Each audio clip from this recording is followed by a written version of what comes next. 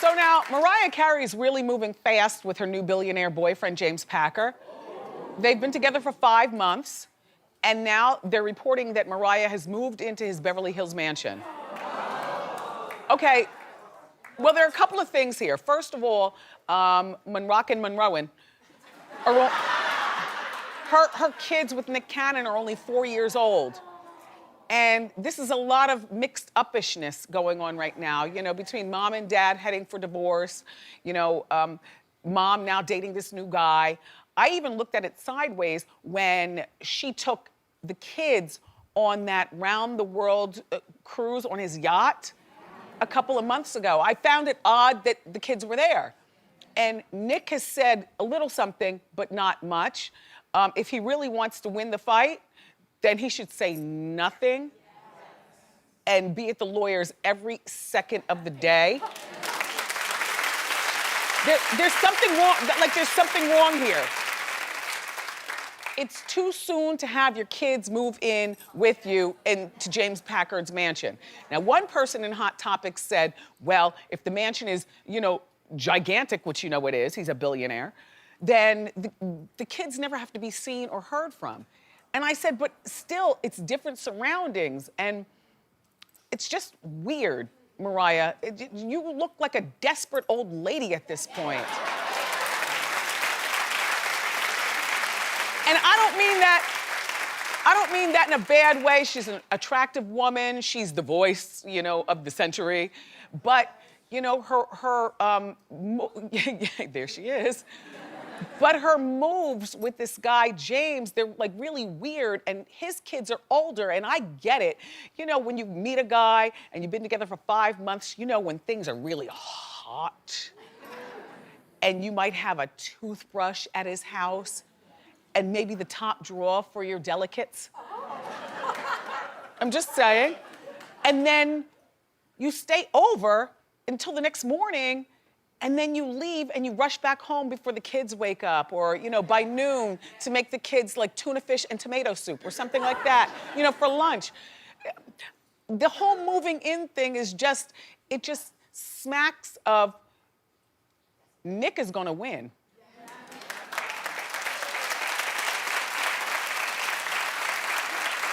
And Mariah, you might have more money and you might be more talented, but what Nick has against you right now is something that in the court of public, clap if you feel as though she should not be living with this guy.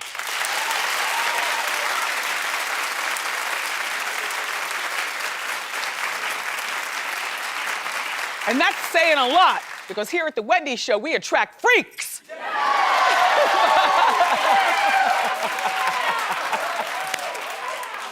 But, you know, I like Mariah back when she only sang. When she started doing nail polishes and sprays and stuff.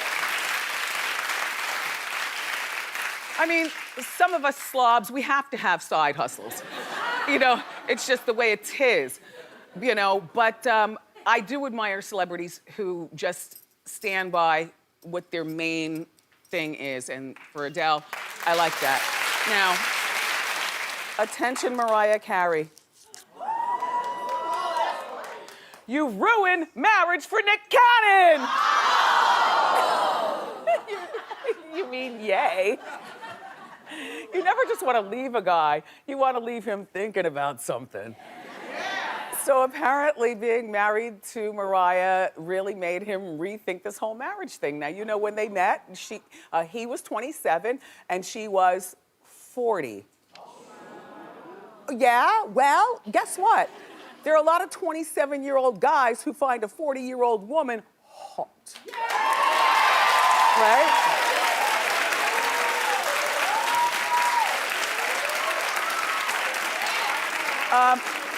For a number of reasons. Usually doesn't have to do with I'm in love with you, especially when she's worth a lot. It usually has more to do with bragging rights and a career come up. Can we talk, Nick?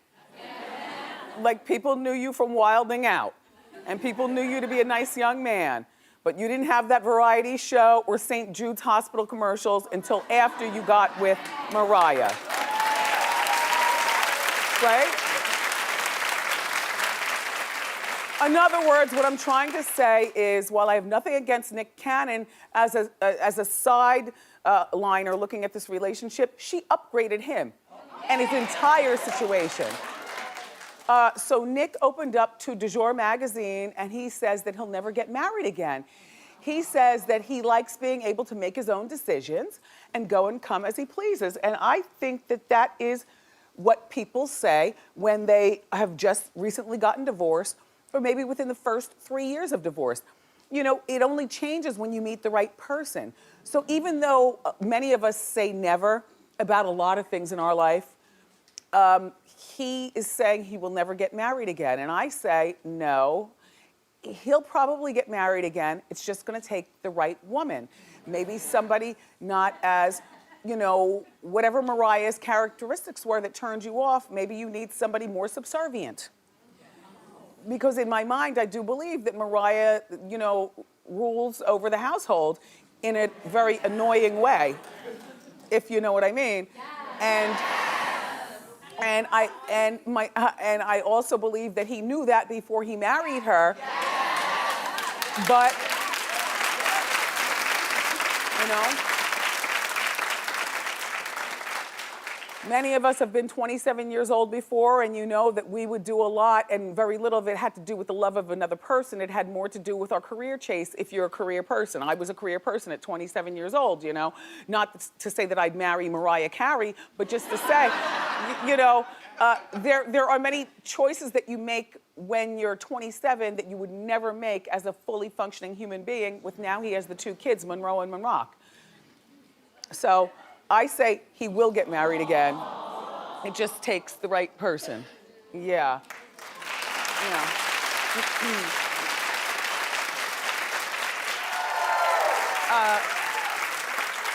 Mariah is now engaged and she's getting ready to be married for the 3rd time. Well, there's nothing wrong with that. You do it until you get it right. I don't know about you, but I like the idea of being married.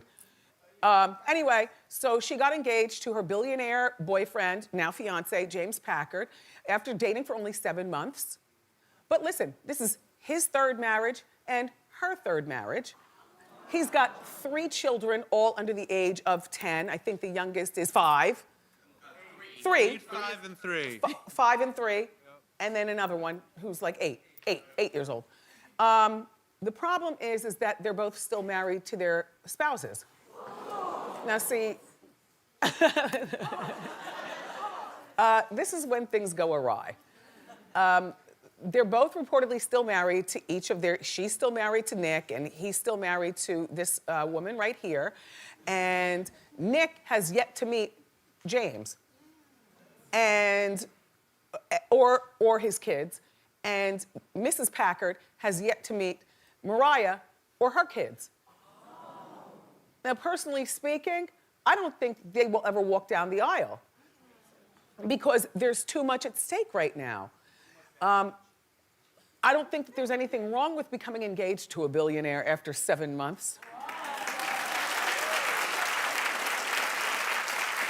Or 7 days. And accepting his 35-carat ice cube.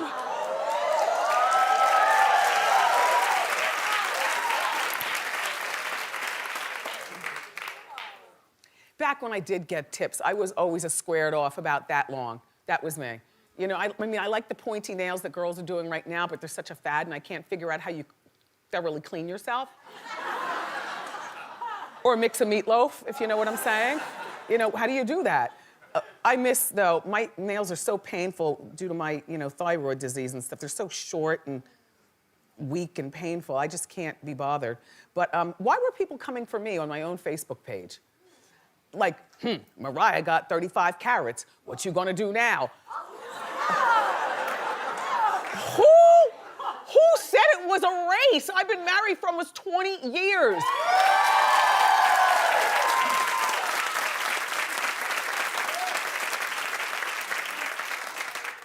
$35 carats worth $7.5 million. It's bigger than Beyonce's and Kim K's put together. I know. It's even bigger than Liz Taylor, because my comeback was gonna be, well, it's not bigger than Liz. It's bigger than Liz Taylor's ice cube. It's, Mariah, I hope it's not all about the ring. I mean, I know that you are a stunt queen and that you will do anything for people to get talking about you. And so here we are talking, but I really do hope that you and James make it down the aisle. So far, it doesn't sound, I mean, the ring looks great and your sudden love and, you know, your new weight loss, everything is all aligned. But the idea that Nick has never met the guy and you all have never, you know, had the kid, like when you went on the yacht around the world with James, you had Monroe and Monrock, but his 3 kids weren't there. And I'm just wondering, at what point does the family blend? Mariah doesn't seem like the type who would stand for other people's kids, though, does she? Like, spoiled herself, you know. It's about Monroe and Monrock, get those, you know, knit balls out of here, the other kids. And I also believe, spare me your complaints, lambs, okay? Spare me, I'm still gonna talk.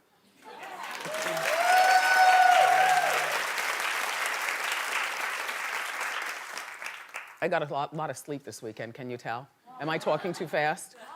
I had this professor when I was in college, Professor Eastman. He's like, you're never gonna go anywhere if you don't get rid of that accent and stop talking too fast and stop saying like. Like, you know, like, you know. Anyway, I think that this particular piece of dramedy was motivated by Nick. Because in my opinion, when you do get divorced from somebody, it is a race to see who's gonna be happy first. And how happy you're gonna be. You know, a boyfriend or a girlfriend is one thing. A baby is a whole nother level. But marriage is the holy grail. So, I don't know. I'm done talking about that. Everybody knows that Mariah Carey's got the most spectacular engagement ring. And she's engaged to her billionaire, James Packer. Well, they're saying that everyone knows except for her 4-year-old twins, Monroe and Monrockin. Well, here's the thing. You know, if you're a parent, you know, at 4 years old, they're able to digest certain information. The idea that Mariah accepted the ring, has, you know, come out that she's engaged and hasn't told her kids is a huge problem. But mark my word, no, wait, shout out to Kanye. Mark my word.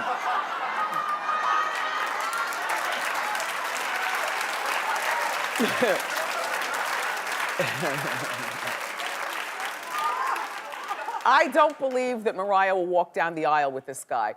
She's gonna do something that's gonna make him realize, for as beautiful and talented and wealthy as she is, there's something a little annoying about, you know, about not having a baby, but wanting a wife.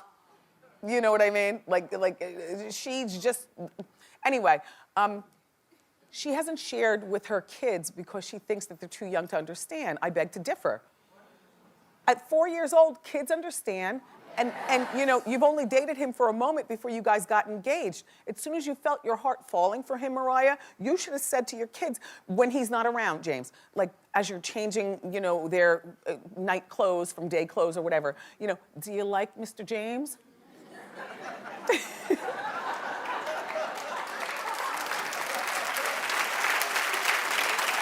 Right? Brushing the hair. Do you think Mr. James would you mind if Mr. James and mommy one day got married? And then you talk to your daughter like a princess. You know, they understand that Princess Barbie mess. You know what I mean? And then you talk to your son. Do you like Mr. James? Would you like to, you know, maybe one day toss a football with Mr. James? And so I think that she's wrong for this. She accepted the ring. She told us all about it. And the 2 most important people in her life don't know. Mariah also said that their lives aren't going to change. Well, yes, they are. You know, I mean, Mariah's a very wealthy woman, but imagine the size of the yacht you can get with billionaire money. And imagine, like, you don't have to wear the same clothes every day. You throw them in the garbage or give them away to Goodwill or whatever you do. I don't know, you know, this is all too rich for my blood, but I do have to say that I believe that Nick, her soon-to-be ex-husband, because she is not yet divorced, people. Exactly. Nick needs to get involved and help soften the blow with the kids by saying, you know, mommy and daddy still love you, but Mr. James is a nice man. And Mr. James and I get along very well, just so the kids don't start crying and whining and stuff. You know what I mean? Anyway, but like I said, this conversation is really mute because I don't believe that they'll actually get married. Okay, there's something terrible happening.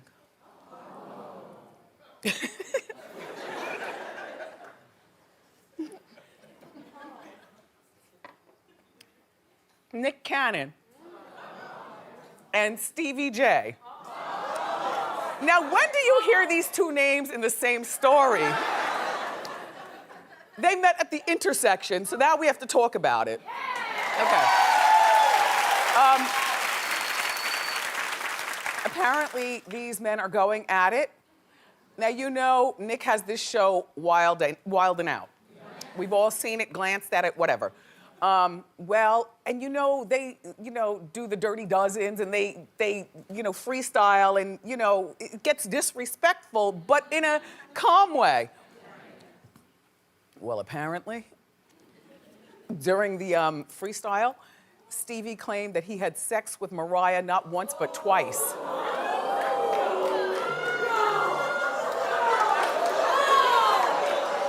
See? And to me, if Nick didn't believe that was true, it would have just been a line and then you move on. It's like saying, you know, I had sex with your mama.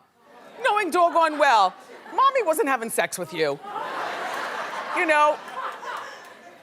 Or your mom wears combat boots. You know? Or your wife has droopy breasts. It's like, if you know the deal, then you don't react. You just let a clown be a clown. Well, Nick told Stevie that he should worry about Jocelyn. Now, I don't know what he meant by that, but he also told Stevie that he'll never work again.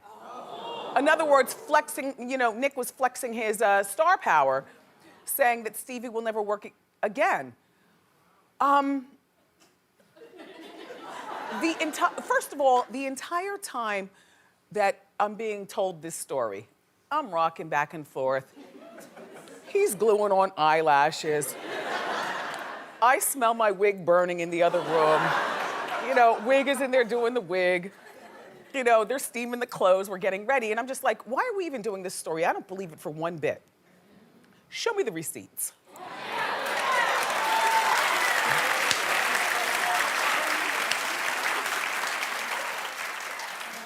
Well, as it turns out,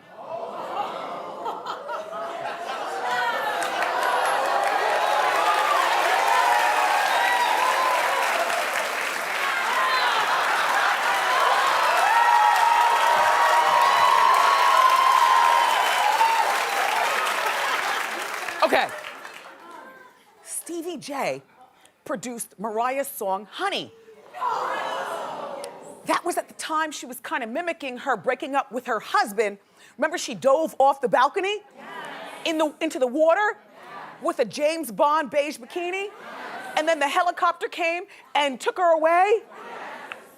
So that means that Stevie J and Mariah did have some time together for Honey, at a time when you're breaking up with your man, you know your heart is vulnerable.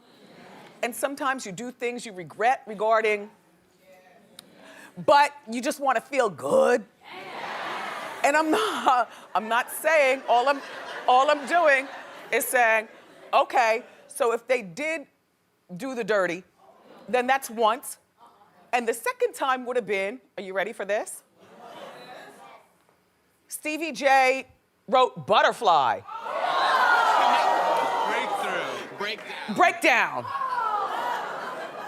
The point is that Stevie and Mariah have worked together twice on the record, and if he says that a sleepation went down twice,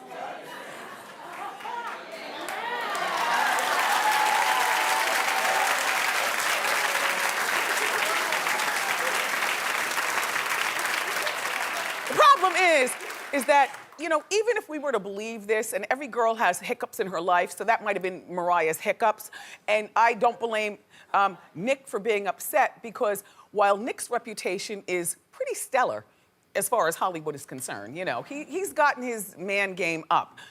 Stevie's reputation has gone down.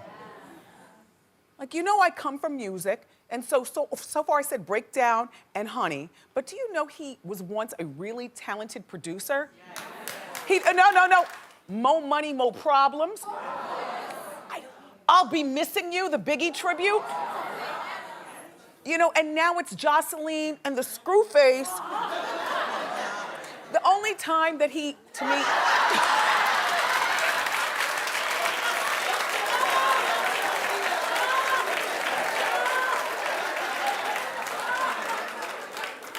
The only time Stevie J reminds me of a big, heartfelt man is like when the camera rolls in and he's sitting at the piano and he's singing and playing at the same time on the Love and Hip Hop. Then you're just like, oh. But other than that, all I see is Screwface. And if I were Nick, I'd be insulted too. That's it. So Mariah Carey.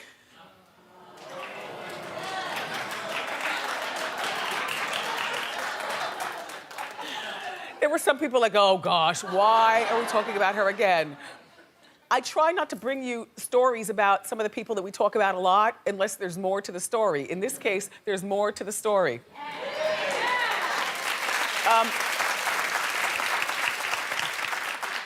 Her odd behavior, they say, has reached an all-new level. Well, I disagree. Mariah hates to walk. Well, let me tell you something.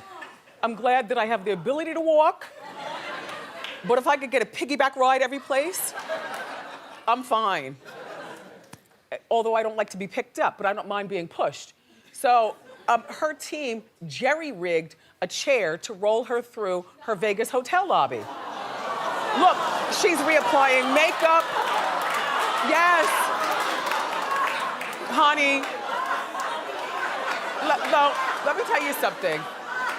Number one, you know, the lobby of the Motel 6 is not gigantic, so you can walk.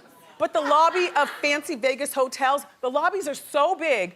Aren't they so big? Like literally, I do my own walking, but I always walk in the flats. And then I have my heels in my hand. And then when I get like to where I'm going, whether I'm telling jokes or you know, going to eat or something like that, then I put my heels on. I can't take it. And so so much goes on in one day. Sometimes I forget about some of the shameless things that I've done. But I was reminded, thanks to Hot Topics, that apparently Mariah and I have this in common. They reminded me that this is from June 2015 on the after show. Take a look. Oh, wow, look. Oh, don't, you're spoiled now.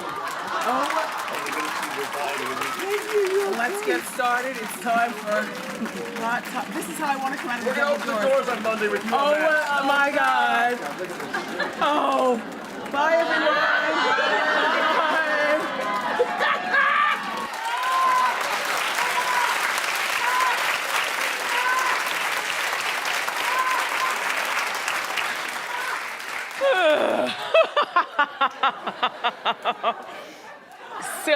Silly show.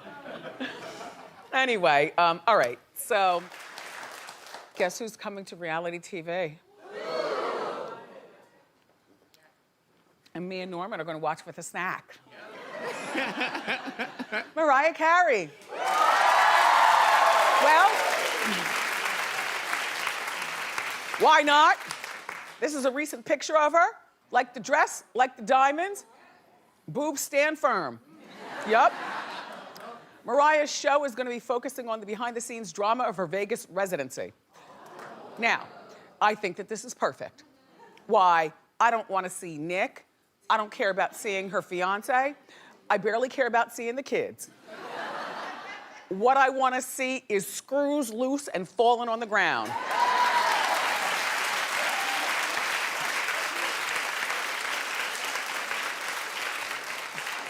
I want to see Mariah drive herself to the store. You know, I want to see her get in a hot tub with an evening gown. I want to see her being carried every place. You know, that's what you want to see. And, you know, during our Hot Topics meeting this morning, people were like, well, hasn't she done reality TV already? I said, no. She did that episode of Cribs on MTV that will go down in infamy. Remember she got on the treadmill with the heels? And she had a room with cherries on the wallpaper? Hello Kitties, the Hello Kitty room. A mess. And, you know, she's so loose up here in her mind. I don't think that this reality show will hurt her career at all, because we remember at the end of the day that she will always be one of the greatest singers of all time. Even, you know, on her worst day, she sings better than them all. So this will not hurt her career, and we already know that she's ticky boom. So she's not gonna expose us to any behavior that we haven't seen. Remember when she came in on TRL and Carson Daly was hosting, and she came with a good humor ice cream truck and some poom poom shorts, and then started losing her mind right in front of all of us? All right, well, after our show is over today, then you get on the Googler, and you'll see that.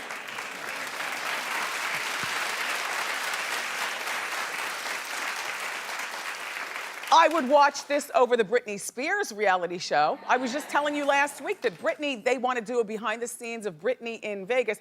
But even though both of them have a tick, if I could only watch one, I would watch this one.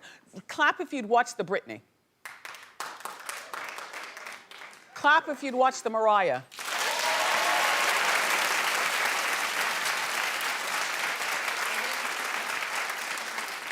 Clap if you don't give a damn. Long talk, we have to get to Mariah Carey. Yes. So what's going on? Big news. So we know she has a reality show. She sold 8 episodes, an hour an episode. They started filming. She's only been filming for 2 weeks, and it's already a disaster. Yay! So Mariah has decided that she needs complete artistic control. So everything she has to approve, she's not going to do anything that she hasn't approved. She's also banned everybody around her from calling it a reality show. In Mariah's mind... Oh, she's like Oprah. This is a docu-series. A docu-series. So this is a docu-series. She also, too, has been asking for a script. So I'm not quite sure if she understands this is meant to capture her life. And finally, she forgot to tell the producers that she doesn't speak on the days that she does concerts. So now it's turned into a silent movie because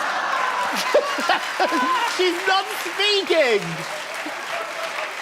You know what? If I had a voice like Mariah, I wouldn't speak unless I was singing. You're right. Well, that's so I don't blame her for that part. So that's the goal just there. Now the problem is with this is that she wants it to be very fancy, very artistic. They have hired the same producers as Keeping Up with the Kardashians and Caitlyn Jenner, so we know what they want. Unfortunately, nobody explained this to Miss Carey.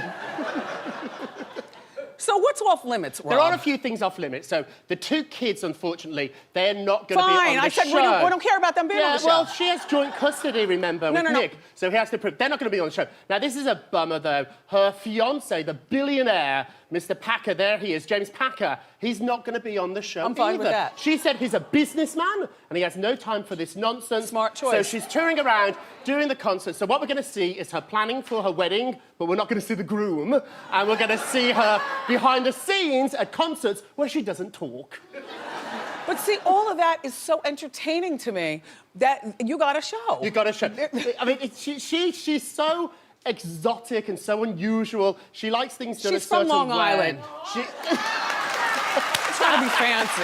And remember, she only lets you shoot the left side of her face, too. So the camera crews are running around. Now, when you do a reality show, too, you're meant to forget the cameras are there. You're meant to ignore them. She keeps talking to them. So now they've decided that they're just going to let that be on the show. That whole left side of the face thing, it's like if one side of your face looks like that. Doesn't the other look like that also? She looks fantastic. Now, the other problem that's going on with this reality show, Mariah has just signed a brand new manager, Stella, who they call the Russian mafia. She's a very, very tough lady. There she is. She looks tough. Now, several people from Mariah's camp have resigned because they cannot work with Stella. She's lost her hair and makeup people. She's lost her stylist. She's lost her publicist. So they're very, very skeptical of this girl. This is where it gets really suspicious. This is the manager that signed Mariah up for the reality show, and the manager in the past has taped a pilot and wants to be famous herself.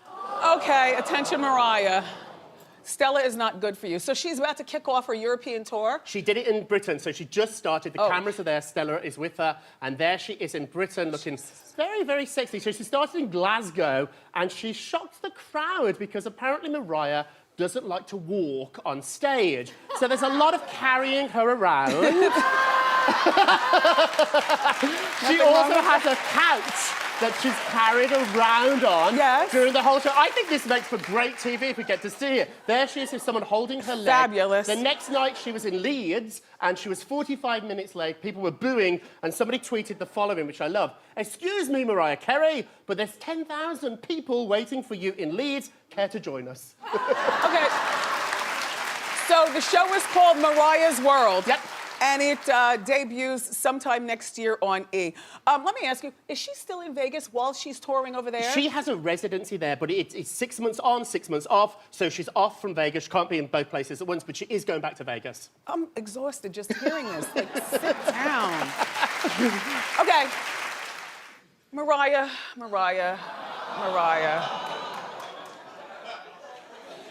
Because I have compassion, but I understand what she's thinking and where this thought process comes from. But, you know, her sister has HIV. Allison. And she's been living with HIV for about 15 years now. I remember this back when I was on the radio. So Mariah is sick and tired of helping Allison. Mariah has apparently, you know, in the past dumped a lot of money and time and effort into Allison. It's not like Mariah's like this hoity-toity girl who has no compassion for Allison. Allison used to be a prostitute. Allison was a drug addict. And you see? And this is all while all this was transpiring when Vision of Love, my worst Mariah song. That was her first song, though. When Vision of Love comes out, right, and maybe if Allison had pulled it together, she could have had a place in the camp, or maybe Mariah could have bought her a nail store in Long Island, you know, something to keep her going. And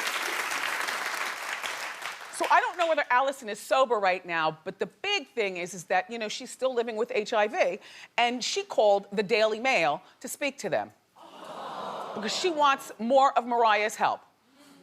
Take a look and we'll continue. Mariah, I love you, and I desperately need your help.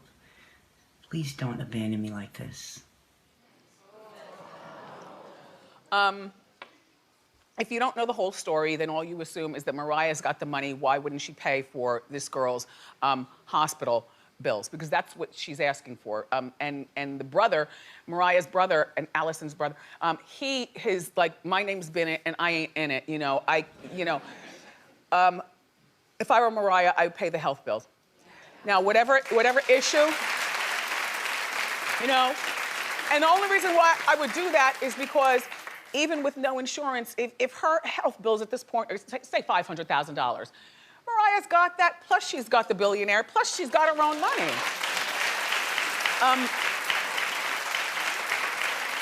I would pay it, and the other issues that they have together, I would not feel obligated to go see Allison. I do not feel obligated to pick up the phone for Allison. I don't feel obligated to give Allison money directly. It goes directly to the hospital administrators. For anybody who is dealt with somebody, we all know people, and maybe it's you watching, who's had issue with substance abuse.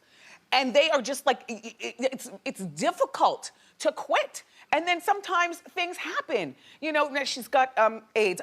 Mariah, I wouldn't feel obligated to talk to her, but I certainly would send a check, one and one time only. I'm not taking care of you for the rest of your life. I've now paid this money, now leave me alone. And, but I must say that there were only 3 people in our morning meeting that agree with me. Everybody else is a cold-hearted snake. Okay, it's not everybody's a cold-hearted snake. Everybody had stories regarding people in their family that if they were dying over there, I'm walking over them. You know what I mean? So you just when you think I'm cold, I'm learning from the best of them here.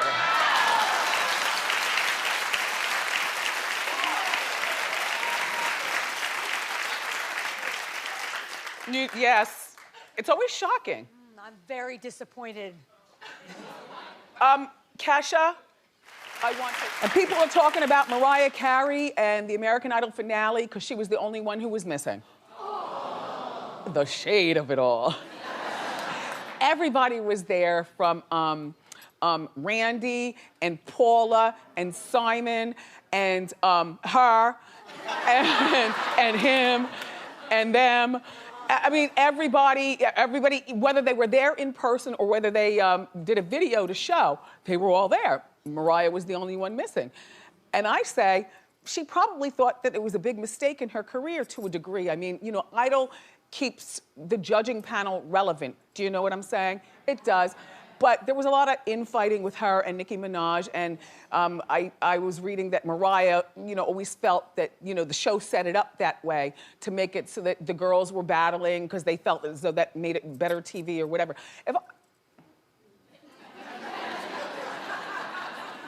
If I were in Mariah's position, marrying a billionaire, as well as I'm in Vegas with a residency, and I've got a full life with my twins, I wouldn't show up either.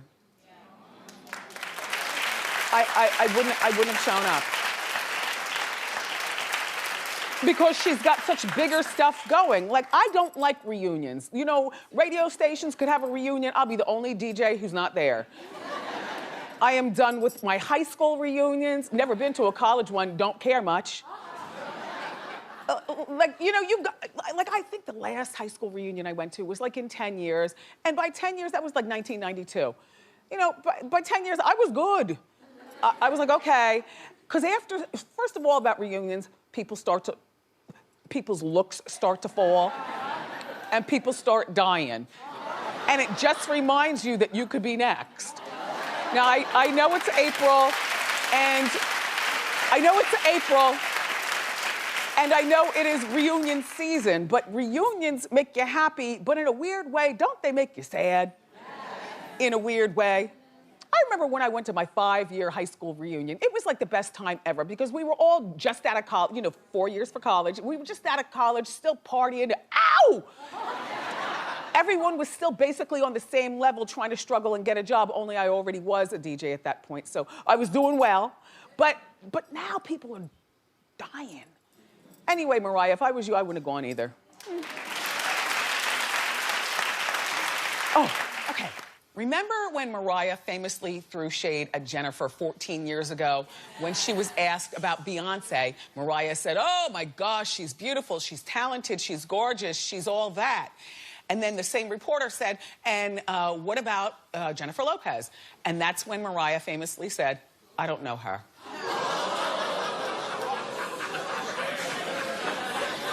Well, that was 14 years ago, okay. So last week when Jennifer was here on our show, Jennifer addressed the comment, just take a look. Have you ever, like, put on a rubber nose and a pair of sunglasses and a hat and gone to check out the competition? Well, before I even signed my deal to go to Vegas, when they were offering it to me, okay. They were like, well, we want you to come do this. I went and saw a bunch of shows. And I saw everybody. I didn't see Mariah because at the time she wasn't playing. She hadn't started yet. Who? But I saw Britney, I saw Shania. No, I'm playing because that's what Mariah said about Jennifer one time. I'm not trying to start anything. I'm just... she does say that. Yeah, she does. She's forgetful, I guess. Yes. I don't know. We've met many times. I don't know her that well. But I saw everybody's show out there. Yeah. Mariah must be watching, and TMZ caught up with Mariah, and she shaded Jennifer all over again. Take a look. Hi, how are you? How are you? You look so amazing. Oh, you're so sweet. What do you think about people still referencing I don't know her all these years later? I still don't know her.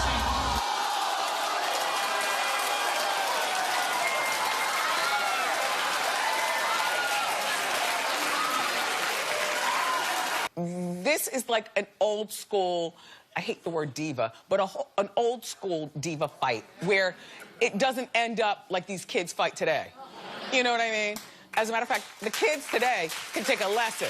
But I do suspect that in about 10 years, they're gonna get back together, these two. And they will do like a Vegas thing or something like that. In the name of diva-dom and a show, darling. I mean, wouldn't you go to that? I'm already applying for the job as the opening act. I'll do my stand-up. I'll tell you private part jokes and make you laugh, and then I'll introduce this relationship with Mariah Carey and Jennifer Lopez. Well, Mariah won't let it stop. I mean, okay, it was 14 years ago, Mariah famously said about Jennifer, "I don't know her." Yeah, like the interviewer was asking about certain pop stars, and she was saying, oh, this one's, you know, talented, and this one, and so on. She got to Jennifer, and I don't know her. And so that was 14 years ago. Then last month, remember, I reminded you that she threw even more shade when she was asked about Jennifer, and Mariah goes, I still don't know her.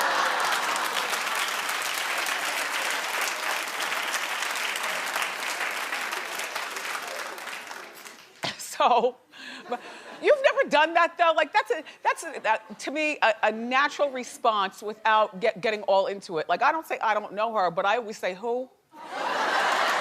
Who?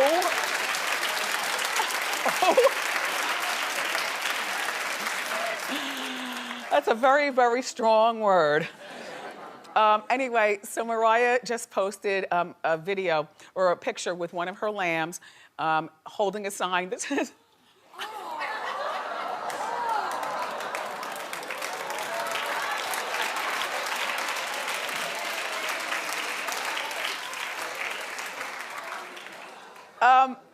so is that cute, cheeky shade, or is this a grown woman who just needs to let it go? Like, stop, we get it.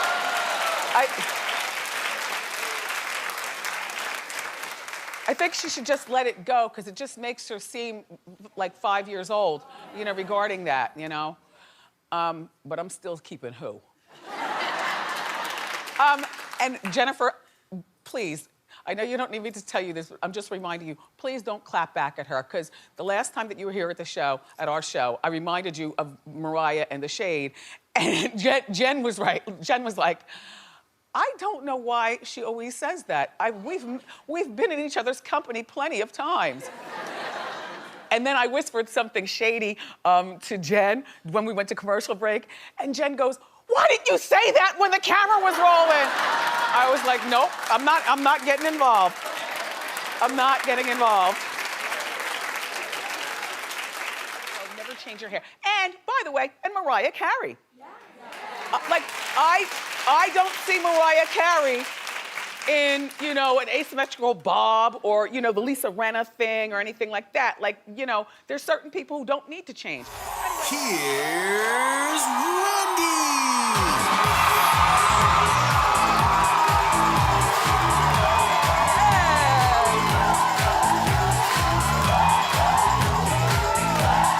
To start, ladies have several seats.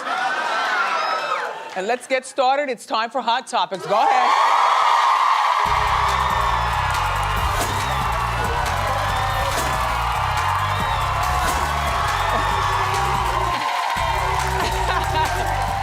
Mariah's like, why am I even here? Darling. You are dead on, by the way.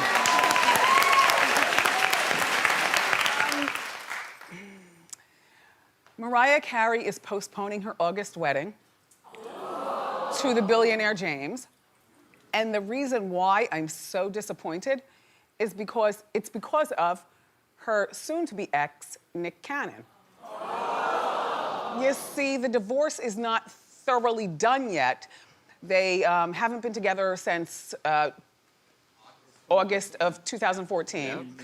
And according to Life and Style magazine, Nick is holding up the divorce because he wants more money. I know! That's what I said. You know, Nick works so many jobs. He's got enough money, to support himself and the kids and a small nation. But I guess, he might be looking at Mariah like, wait a minute, you're about to marry a billionaire. Probably a bunch of lawyers and some of his bitter friends are whispering in his ear, like, take her to the cleaners. And originally, he was like a stand-up guy with this whole thing. Like, that's it. I'm divorcing her. I don't want any money. And I found that very attractive. You know what I mean? Like, I don't want anything, or, maybe a little something, but that's it. In the meantime, this also could be, though, one of his lawyers telling him, you're not gonna sign this. You can get more money. And then maybe Nick was like, okay, well, look, see what you can do and get back to me. But I also don't think that Mariah and James will get married. I'm gonna tell you why.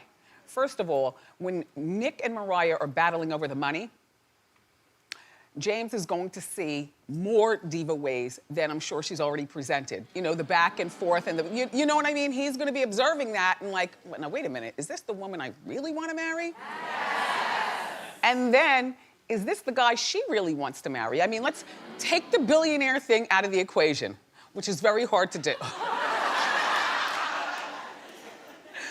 But he's still married.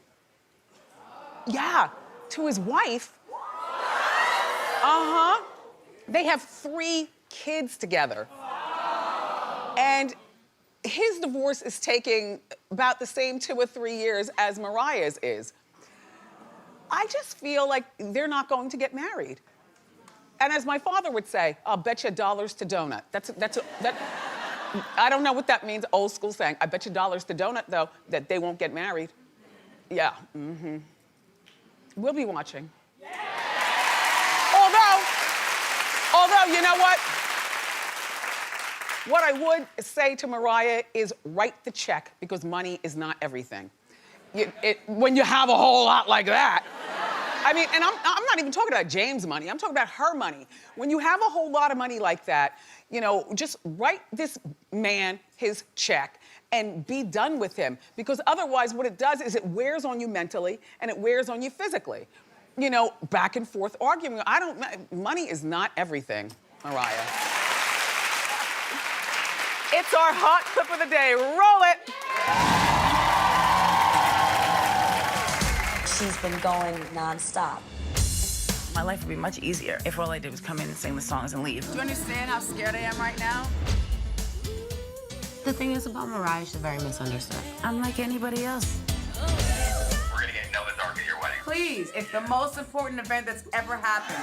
Mariah, can we see the ring? Can we see it? I'm wearing these glasses because we're in fluorescent lighting, and I have a rule which states that I will not be seen in fluorescent lighting without sunglasses. I know it's very 90s. My fans are unparalleled. Nobody gets it. I don't think everyone knows anything about me.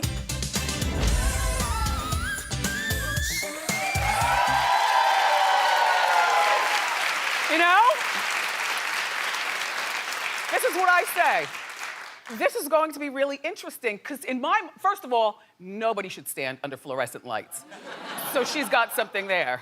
I mean, I don't know about you and how you are with lighting at your house, but I think I've shared with you, there's a dimmer on every, we don't have fluorescent lights, but you should always be in control of your lighting, Dimmers work really well. Second of all, like when she was on MTV with Cribs, she pretty much showed us who she was. Do you remember seeing that? And in my mind, I believe that this is exactly who she is, like the crazy lady with the glasses. And I think that she'll give us what we need on this docu-series. It's only 8 episodes. And as long as they keep her ginger ale bottles filled with extra splashes, darling. Should be good. By the way, this whole ensemble is horrible. But then again, who am I to talk sometimes? But it's horrible, but you have to understand, this is 10 o'clock yesterday morning, where she was doing press for the show. I think that she's good. Listen, here's how I feel about reality shows and a lot of shows. It's so surprising to me. Like, I'll give everything 1 or 2 episodes, and then all of a sudden I'll lose interest. So I'm gonna give her 1 or 2 episodes. It's going to be on E, and it's got to be better than more Keeping Up with the Kardashian, or, sorry, Rich Kids of Beverly Hills, or whoever, Hollywood. No bueno. What else comes on E? I like the E! News, but we get that all week. So when they do the E! News, by the time you see it, you've already seen everything that you need. Anyway, so I have no idea when this is going to air, but some point this year on E. Yeah. On another note,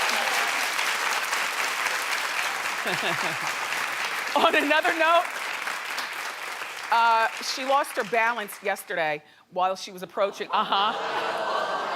But she recovered. My thing is, where are the people? Like, she's got her sunglasses and a weak handshake from whoever this is who needs to be fired. Like, when you're about to lose your balance, you need a shoulder. That's why I called Mark. Like, you need a shoulder.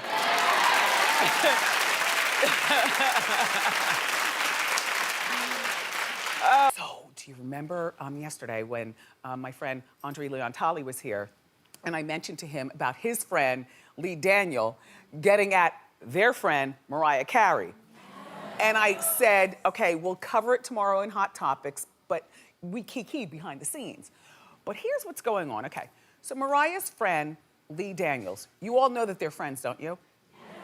Lee is one of the Empire Empresses or something. You know, a great man. But anyway, he hates the fact that she's doing reality TV. Well, who's been saying this all along? Anyway, here's what he told our friend Bevy Smith, who is my cohort on Wendy's Style Squad. Okay.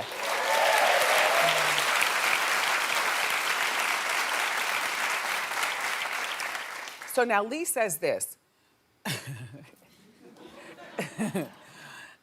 She is very fragile. She's been through a lot.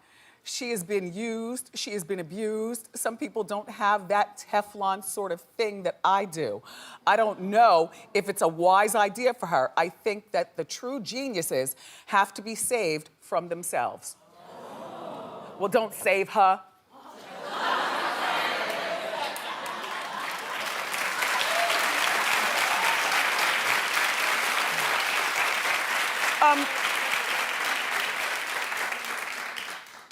On a serious note, I think that Mariah has been fragile since the beginning of everything. And remember, she had that breakdown and she came on Carson Kressley on TRL. Not Carson Daly. Carson Daly, I'm sorry. How you doing, Carson Kressley, though? She came on Carson Kressley. Remember, she had on the little tiny shorts and her shirt was knotted up and she pushed the Good Humor truck and she was acting nuts. And then she had to take a long supervised rest and then she's back. But once you have a rest, there's always a chance that you might need to rest again, if you know what I'm saying. And I think you do. So it's my opinion, it always has been, that reality TV is not for Mariah because Mariah is, first of all, she's bigger than that. That's number one, okay? Way bigger. And even on her worst vocal day, she outsings the rest. Are we clear about that? All right. Now, I am not a lamb, but I know how to call two sides to a coin in my own voice. I don't think that she needs to be doing this cheap, tawdry reality show for E. I will give it a shot, though, and watch, because it's good for my business, but not for hers.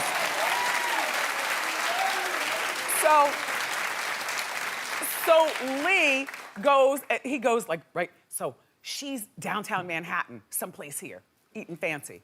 And she makes the phone call, darling, to Lee. Summons him now at the restaurant. I'm doing a docuseries. So I guess he thinks it's gonna be something like Truth or Dare. Remember how Truth or Dare wasn't a reality show? It just showed Madonna truthing and daring. It was fun. I like it. That and Paris is Burning and the Sex and the City movies and Waiting to Exhale and 8 Mile. There are a few things that I watch regularly. And so, so Lee gets to the restaurant, right? And she goes, sign this.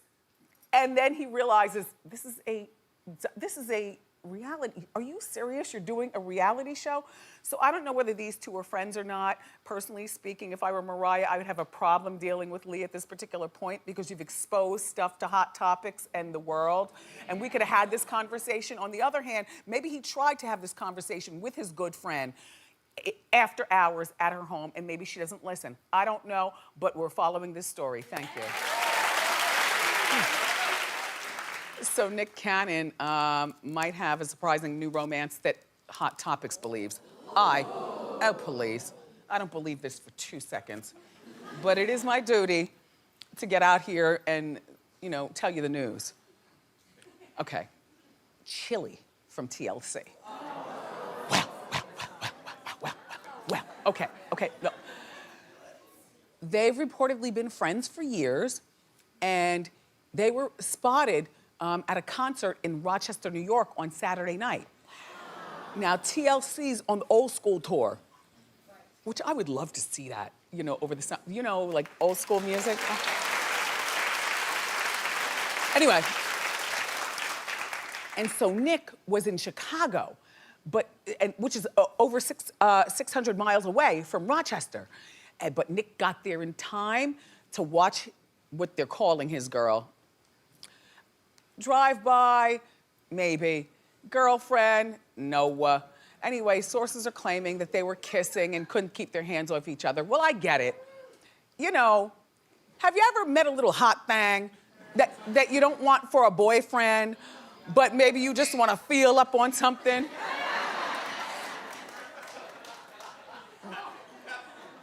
I mean, Nick is 35 and Chili is 45, and Hot Topics goes on to try to convince me, well, Wendy, you know Nick likes older women. Mariah is 46. Yeah. I said, no, that is not a real thing. Chili, as a matter of fact, has had a very difficult time with men.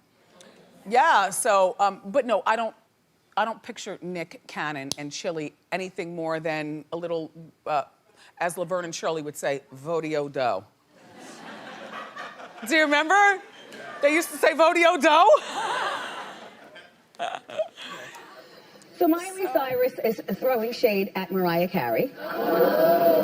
Well, she did an interview with Elle magazine. Now, you know, magazine interviews and photo layouts and stuff are usually done like 3 or 2.5 months ahead of when you see them on newsstands.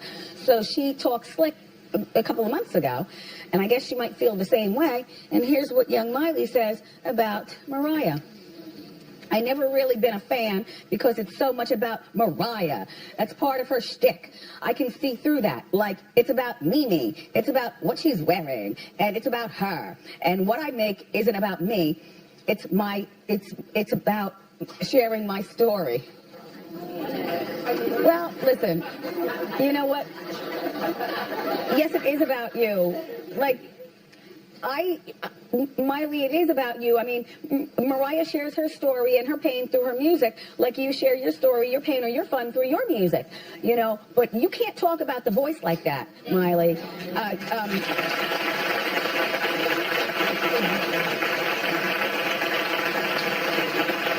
I mean, we all know that Mariah could sing you under the table.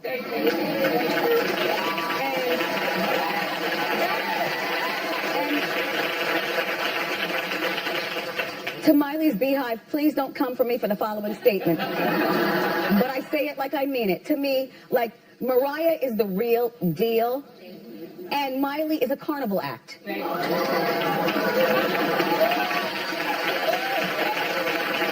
know? Like at Thanksgiving, she's the cranberry sauce, and Mariah is that juicy turkey that's been nursed all day.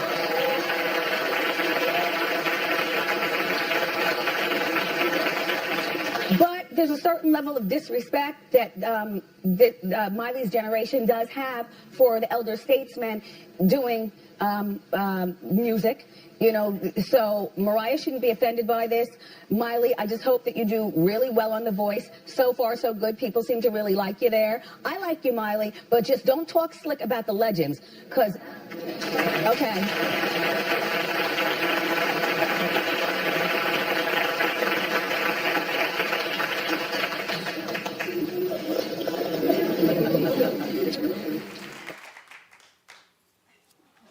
You know what? I'm not a swami, I'm not a soothsayer, and I'm not the psychic medium from Long Island. All I'm saying is sometimes I feel like I know stuff before stuff happens. And I've predicted a lot of stuff here on the show over these past 8 seasons. And here's another one, and I'm sticking with it. Well, I told you that this man is not gonna marry Mariah Carey. Well, and I said this from the beginning, like she's cute and pretty and fun and wealthy and all that stuff, but at the end of the day, is she marriage material? Is she the girl that you want to be friends with, or is she gonna be that needy friend buzzing your phone all night long while you're trying to take care of your life? Well, according to Life and Style magazine, James Packard, who you know is a billionaire, still married, so is she. Oh, yes. Oh, yeah. He thinks that her diva behavior in the beginning was adorable, and now he thinks she's annoying. Well, I don't know where he's been. I guess in all those board meetings that, you know, that it takes to become a billionaire. He hasn't been watching Hot Topics or anything else. Listen, James, here's the deal, sir. The way you met her is the way she is, like it or not. And you're late to the party. We all saw her get on the treadmill on Cribs on MTV, correct?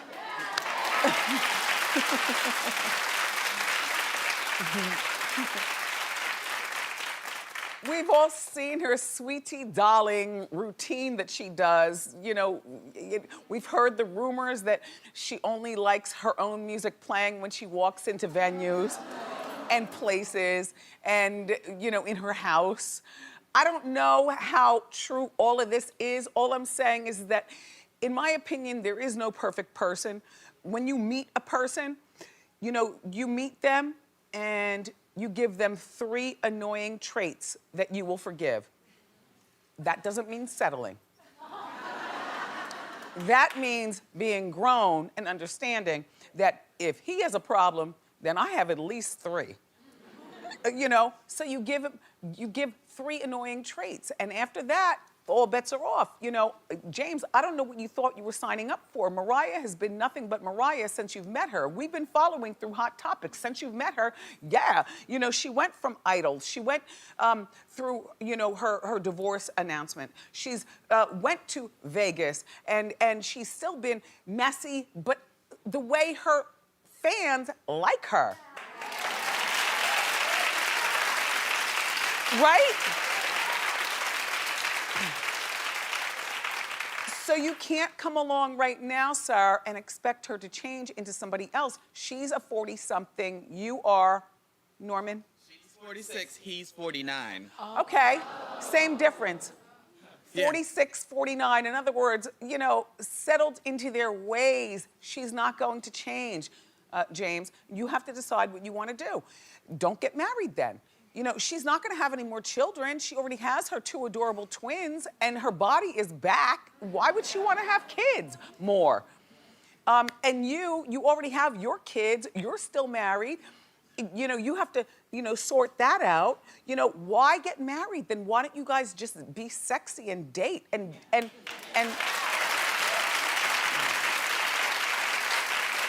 you know, and Mariah, you know, date him until you're done with him. And you know, the engagement ring, you know.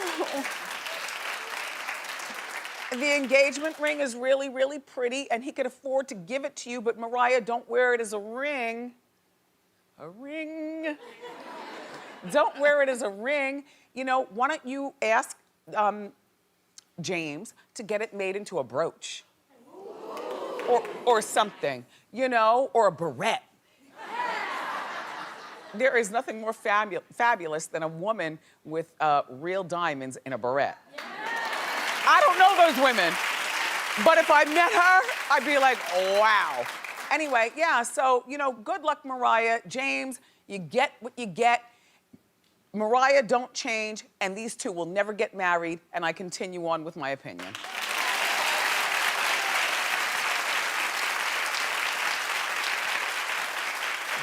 All right, Mariah, let's talk about it. Girl, first of all, I'll preface this by saying, for those of you who think that I don't like Mariah Carey, you're very, very wrong. Right, Lamb? Right. Now, Norman there at the podium is a 100% lamb. Have you ever been to his office? Suzanne, you know. Yes, he's got a whole case of that Mariah Carey water. She makes water? Yes, Yep, some butterfly weird water. water potion something on his What desk. is going on? Butterfly water. Butterfly. All right, but the posters, he's like a schoolgirl over Mariah. Posters, pillowcases, water. I'm not a hater, you know that. Right, I know. But we have to talk. We have to talk. Mariah, I told you he wouldn't marry you. I told you your antics would make him sick. Do you all recall me saying this all along? Like, I root for love, and I don't think Mariah needs to change who she is, but she needs to find the right person who's gonna put up with that mess.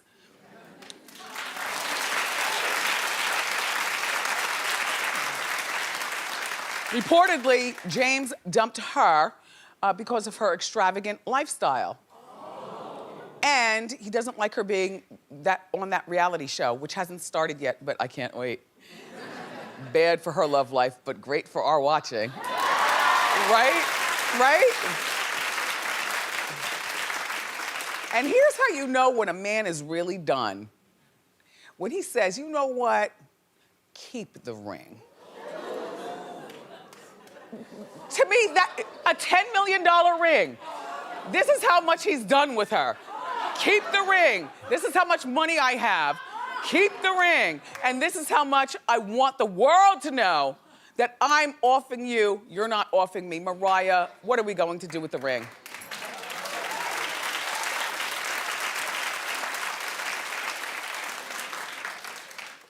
I'd put that ring in a boat and send it sailing right back to him. Because I got my own money. I don't care about your ring. First of all, you knew who I was when you met me, James. You knew. The problem is, though, the problem is with billionaires, I don't know any. Or maybe I do. Anyway, the problem is in my mind with billionaires is that they're so busy making billions that they're not watching TV, they're not reading radaronline.com or mediatakeout.com. They have no idea the tea. They watch the news, but they don't watch the news. You know? Silly, silly billionaires. So I'm sure that when he met her and she was across the room and she looked very gorgeous and she was glittery and, you know, drinking champagne, having her splashes or whatever, teetering on her heels, sweetie darling, and yeah, men are attracted to that. So he sashayed over. Well, he's a billionaire. He knows who Mariah Carey is. He just doesn't know the fine writing below. You know? She is annoying. She is, you know.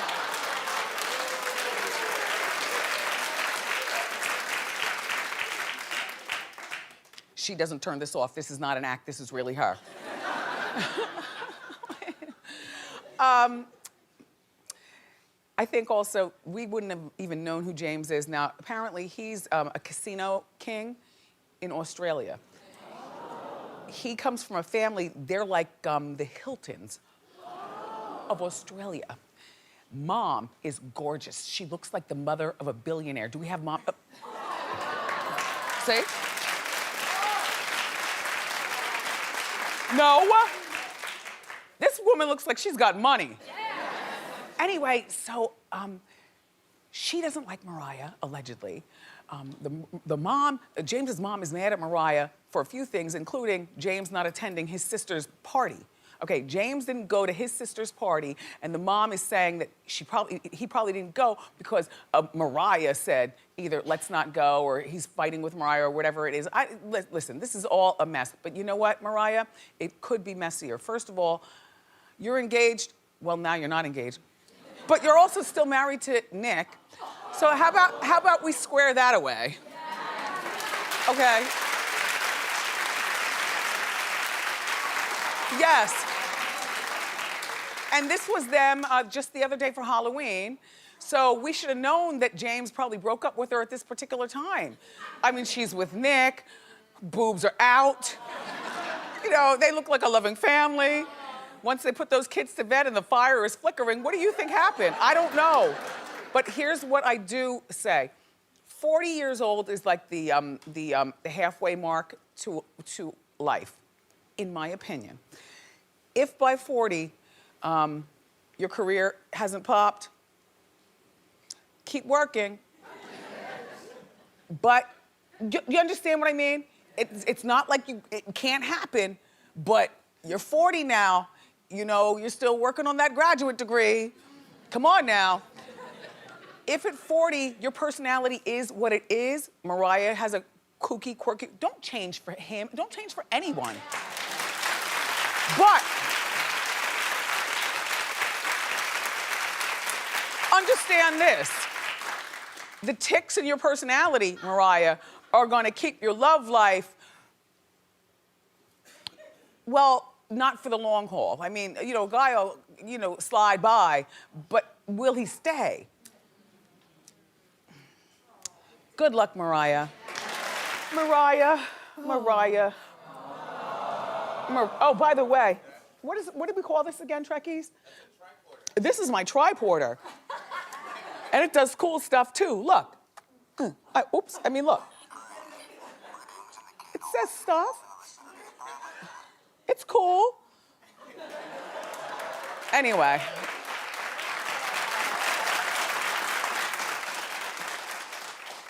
Okay, so now look, Mariah Carey reportedly was blindsided by this news of the breakup from her fiance.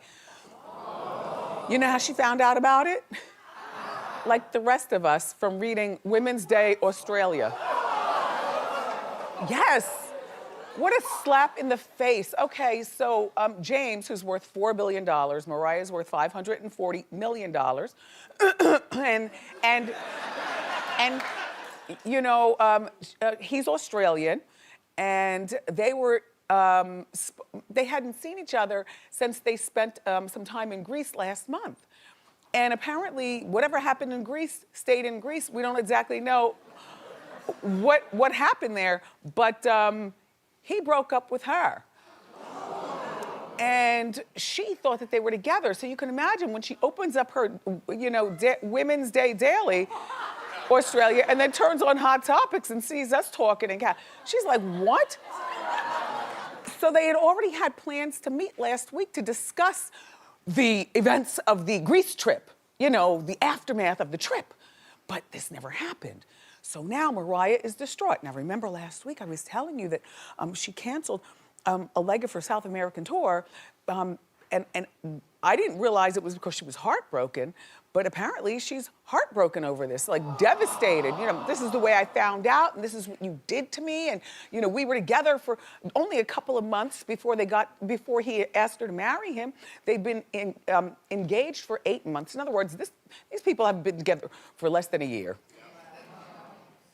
Okay, now here, exactly, hold up, wait, okay. My thought about a man who's a billionaire is a lot different than a woman who could be the same billionaire. It's in a different way. You know, James is worth $4 billion, but sometimes you expect a businessman who spent, you know, all of his time in school and doing business type business to be more level-headed when it comes to making rash decisions. You know, I can say this. I I think, because I'm a creative person, I always have been. You know you're creative from the time that you're born. When you're drawing in math class, pictures, and everybody else is learning 1 + 1. That's when you know. You know what I mean? And by the way, I find it difficult to find that two creative people can be creative together. I always feel like one person, like my husband's the level head, and I am the, let's do this, and so I expect James to be the billionaire, level-headed businessman to say, okay, baby, I know it's only been 2 months and I love you too, but we cannot get engaged now.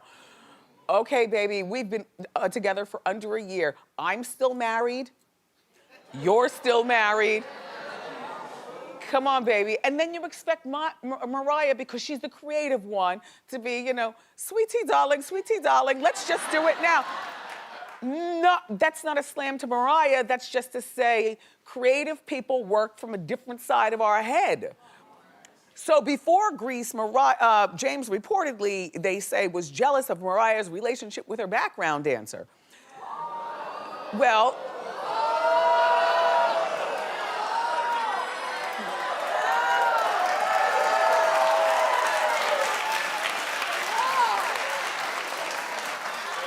that particular picture does not give me indication that James should be jealous of anything.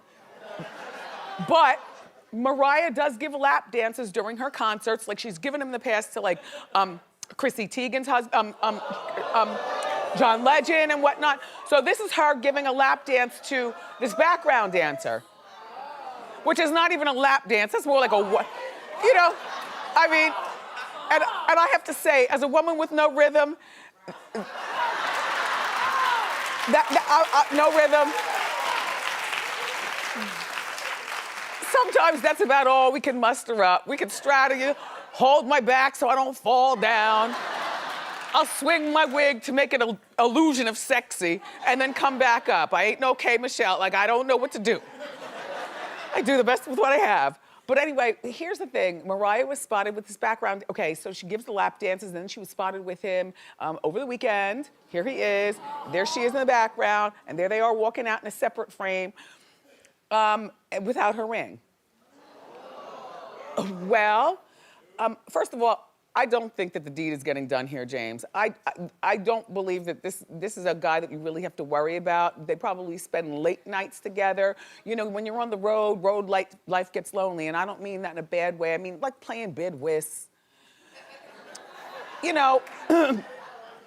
Watching old episodes of Sex and the City or something like that. Mariah says that there's no way that she could have been having sex with this guy. Are you ready? Because I expected she was gonna say he's gay. No, because she was so emphatic, there's no way. She says, because she doesn't have premarital sex.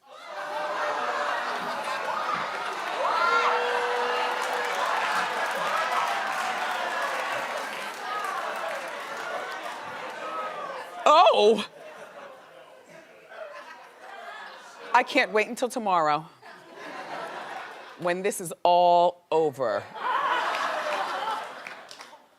What the scary faces. I don't like it. I don't like it. Suzanne, It'll be better. We'll be back to normal. I mean, this is fun for a day, but tomorrow back to normal.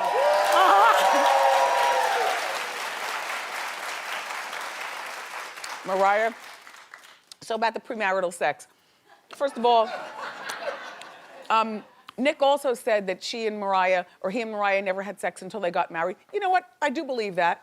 I also believe that about this guy, James. I believe that Mariah is probably the guy or the girl, to dress lacy and sexy and rub up on you and not put out at all.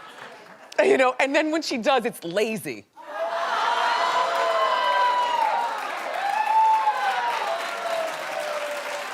Only because,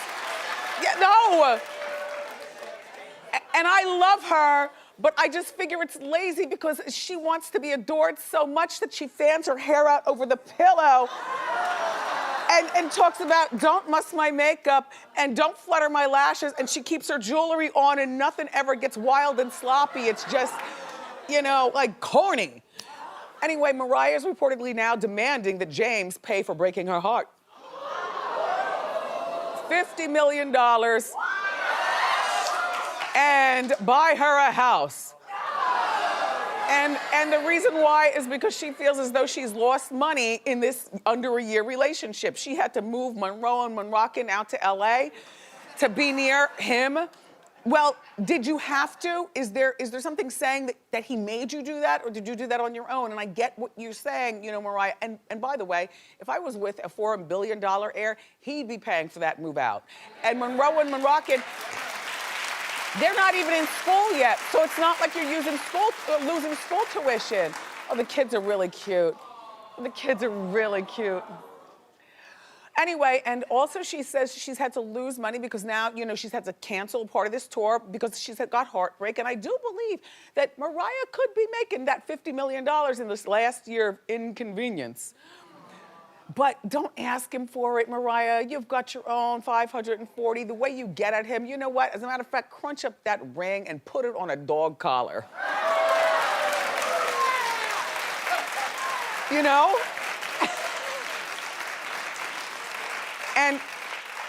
And let him go back to his wife, since that's probably what he's gonna do anyway. Well, you know, he's still married, only she's been dating Seal. But in my opinion, oh yes, oh wait, there's a whole situation going on. So if you're with a guy and he starts dating you, but then he's still married and his wife is dating somebody else, don't you somewhere in the back of your mind feel as though you're in the middle of a wicked plot where these two just wanna have their funky separation time before they get back together? Like, baby, I'm home. I missed you, baby. Mariah, he did play you.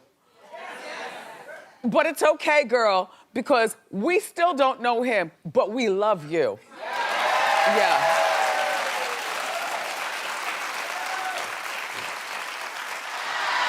Okay. Mariah Carey.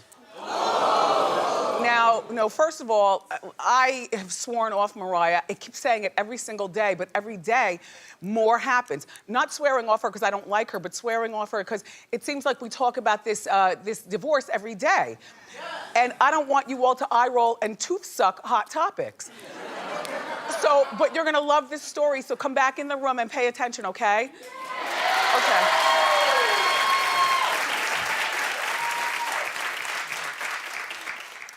So TMZ got their hands on Mariah and James's 100-page prenuptial negotiation. Okay. Okay, first of all, you realize that they are no longer together. And when they were making this prenup, they were planning on getting married, obviously, but both of them are still married. Now we found out in recent days that Mariah's divorce from Nick Cannon is finalized. So she was free as a butterfly to marry him. But he's still married, so I don't know what he was planning on doing. Anyway, here's some of what was in the 100 pages. Okay, Mariah and James, if they split, she would have gotten $50 million. So I guess this is the $50 million she's asking for not being with him anymore as a girlfriend. Remember, I was telling you she wants $50 million. All right, well, you know, $50 million is fair in the case of a marriage. $50 million, you know, in the case of if you're Mariah, Mariah might be worth, you know, over $500 million, but we don't know how fast she goes through money or whatever, and there's no counting on how her money's going to be if she lives to be 90 or 100 years old. So a woman's got to cover her behind. And I would suspect, yeah. $50 million from a billionaire would be enough money to keep her set up in the lifestyle that she's become accustomed. Personally speaking, I think Mariah needs a basket full of cats. Because until she changes her tune or finds the right man to put up with that, she will be the ultimate cat lady. Anyway, do you follow what I'm saying? Yes. Okay. Well, his team reportedly wanted Mariah to also return any of the jewelry that James gives her during the relationship, unless there's proof in writing that it was a gift. Please, how romantic is that? You know, it's midnight, your man comes in, you hear a whole bunch of scuttle going on outside. You part the blinds and look at the carport and you see a brand new Lamborghini. And you go outside with your negligee on and you say, baby, what's going on? And he says, for you, darling, just because it's Tuesday. But before I give you these keys, sign this. You know, or she'll say, sign this, so that way she can keep it, see? Well, honey, I'll take your gift, but I'm not giving it back. Remember, we have that prenup. Oh, no, take your hands off me. Don't kiss me, hold on, just sign this first. Now, let me teeter back to the vault and, you know, hide this piece of paper for a rainy day. Mariah, that basket of cats is gonna serve you well. And, I mean, that's not romantic. And James was furious, they say, that his people weren't moving fast enough he wanted to get married on March 1st. So he really did, and maybe still does, love her. This was a real relationship. He used to address her as MCP. His last name was Packard. MCP. TMZ got TMZ, how do you all do your work? You are always getting a hold of somebody's private documents. Anyway, in my opinion, the prenup would definitely be necessary with people with money like this. A $50 million payout, and you know what? And let her keep anything that you give her. I mean, that's cheesy to have to sign off. However, girls, here's how you play the gift game, okay?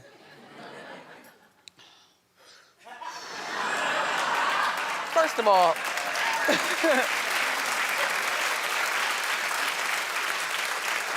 of all, you always know there's always grumblings in your relationship before you actually split up, correct? It doesn't just happen where you wake up and you split up. There's always grumblings. And at the first sign of grumbulation, that's when you take that tennis bracelet that he gave you for Christmas last year and you put it in a sock and you fold that sock inside. In other words, and then you tell him you lost it. Like, you know, so he's not taking anything back. You gave to me, this is all mine. That's it. If you want to keep it. If you don't want to keep it, then throw it in a river or in front of him. You know, like if I can't have it, neither can you. Boom. But a one-time, one sentence, it shouldn't be 100 pages, a one sentence, in the event of us divorcing, whether we're married for 2 minutes, 2 weeks, 20 years, or 80 years, you will get $50 million, and you can keep anything that I gave you. Fine. And by the way, Mariah, I'm still thinking about what you should do with the ring, and I adore the idea of you making like a dog collar, crunching all those diamonds, and making a dog collar. But if you don't want to do that, girl, how about you make yourself some, like, nice readers? You know? Diamondy. It's fabulous. Anyway, Mariah, I'm still team you. Good luck, but you really do, and I know that your heart is broken. You'll find another, but you'll know better because we all learn from last relationship how to move on because you lost a billionaire. However, there is a woman that is about to capitalize on your loss. Okay. So Mariah and Nick's divorce settlement details have been leaked. And here's what we've learned, which has been shocking. In 2014, they reported that Nick made $2.7 million. That's okay if you're okay. But I'm thinking that Nick in 2014, I mean, what happened to America's Got Talent? He was on that show at that time. I mean, Nick is like a Ryan Seacrest type of dude. He's got so many jobs, and it's not okay. I'm thinking it should be at least 10 times more. All that hustling around, flying back and forth, you know, he's not well. We've seen him in the hospital before. He's got something or another that comes back. Norman, what is that? Lupus, I want to say. I think so. Yeah. Everybody's got something. And, you know, for all that flying around and all these jobs and stuff, 2.7 is not okay, ma'am. Sorry. I mean, that's okay for Jersey. But he's Hollywood.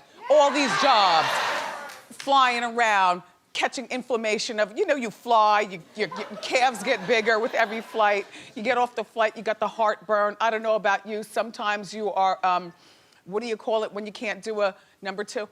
Oh, constipated?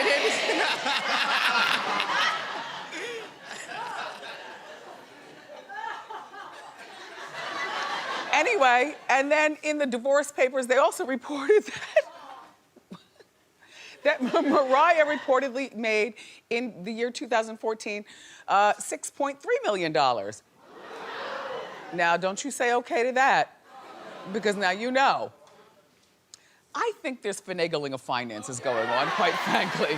You know, this is what they wanted the government and us to see, which is smart. You know, but Mariah did not make just $6.3 million in 2014. It's impossible. First of all, she had a residency at the Beacon, which pulled in a bunch of money, I'm sure. Now, she did have the elusive Chanteuse album, which was a flop by all standards. Only over a few 100,000 people, as a matter of fact, not a few, because that'd be 3 or more. Just over 100,000 people purchased the album, not even our main lamb on Hot Topic staff, who got it free on Spotify.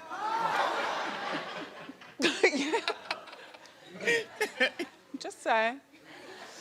Anyway, also in these divorce papers, there is a settlement. Apparently, it also showed that Nick has put $5,000 a month into the kids, them babies, the twins, trust. Now, $5,000 a month is at least half less than I thought he'd be required on account of he's a Cannon, Carrie Cannon, whatever. You know, $5,000 a month with 2 kids, that's only $2,500 a month for each kid. That's fine for regular people. Well, that's a lot for regular, but you know what I'm saying? I thought that he'd be contributing more. But that's just the trust. That is not child support, and certainly they haven't worked out spousal support, if there'll be any. Neither Nick nor Mariah will, according to these papers, now here's the biggie, allow the kids to address someone else's mom or dad. Now, what the hood is this? Since when do you have to tell in a divorce decree for, you know, the next man not to be called zaddy by your kids that you had with your soon-to-be ex-husband? Now, some of you all play around with that word. I know there are a lot of you girls out there who love to call your man zaddy after midnight.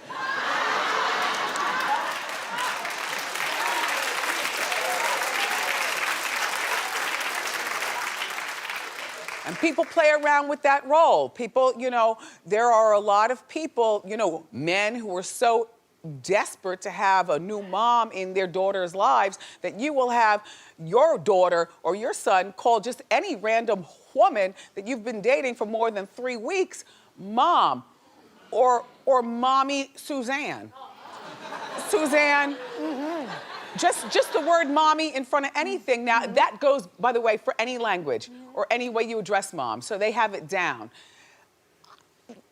I didn't think we had to fight about this.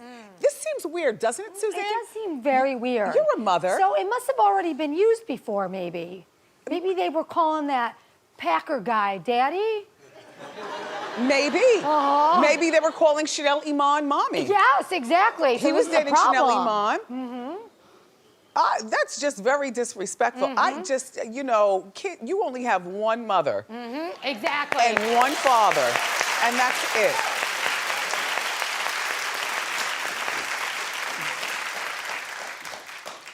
On a side note, they're saying, and I don't believe this, Nick may have a baby on the way with an on and off girlfriend. Everybody calm down. I'm gonna tell you what, there she is. By the way, cute costume for Halloween.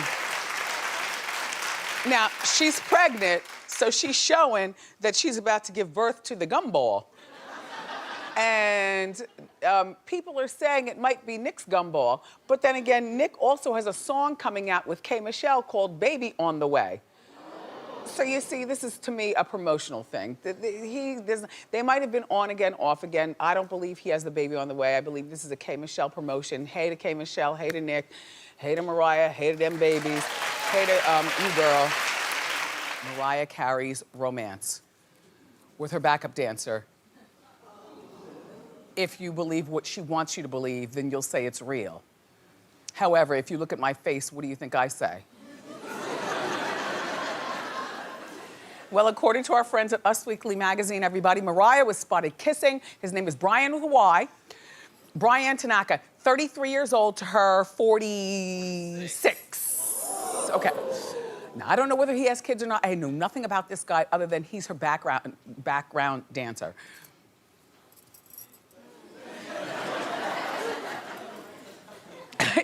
Is that pasted on or is that real? You know, and anyway, they were in Maui, everybody, and they were making out like crazy in the ocean. All right, we showed you this lap dance picture last week, but, you know, more recently than that, they were, like I was saying, making out in the ocean in Miami or in Maui. You know, the paparazzi was there to film everything. I don't believe this romance. I think that Mariah she's gone from being really cute and really fun to being desperate and worrisome. Like, you know, like, I mean, I don't worry about her. I got my own problems. I certainly don't have any worries for a 500 millionaires, but I do have my concerns when I do Hot Topics here, you know, for our particular stars, you know, some of the ones that we really love and everything, and you kind of see things going on and it's just not right. Like Mariah, I don't believe this romance for a moment. And this is your way, in my mind, to try to cover up this whole James Packard breakup thing.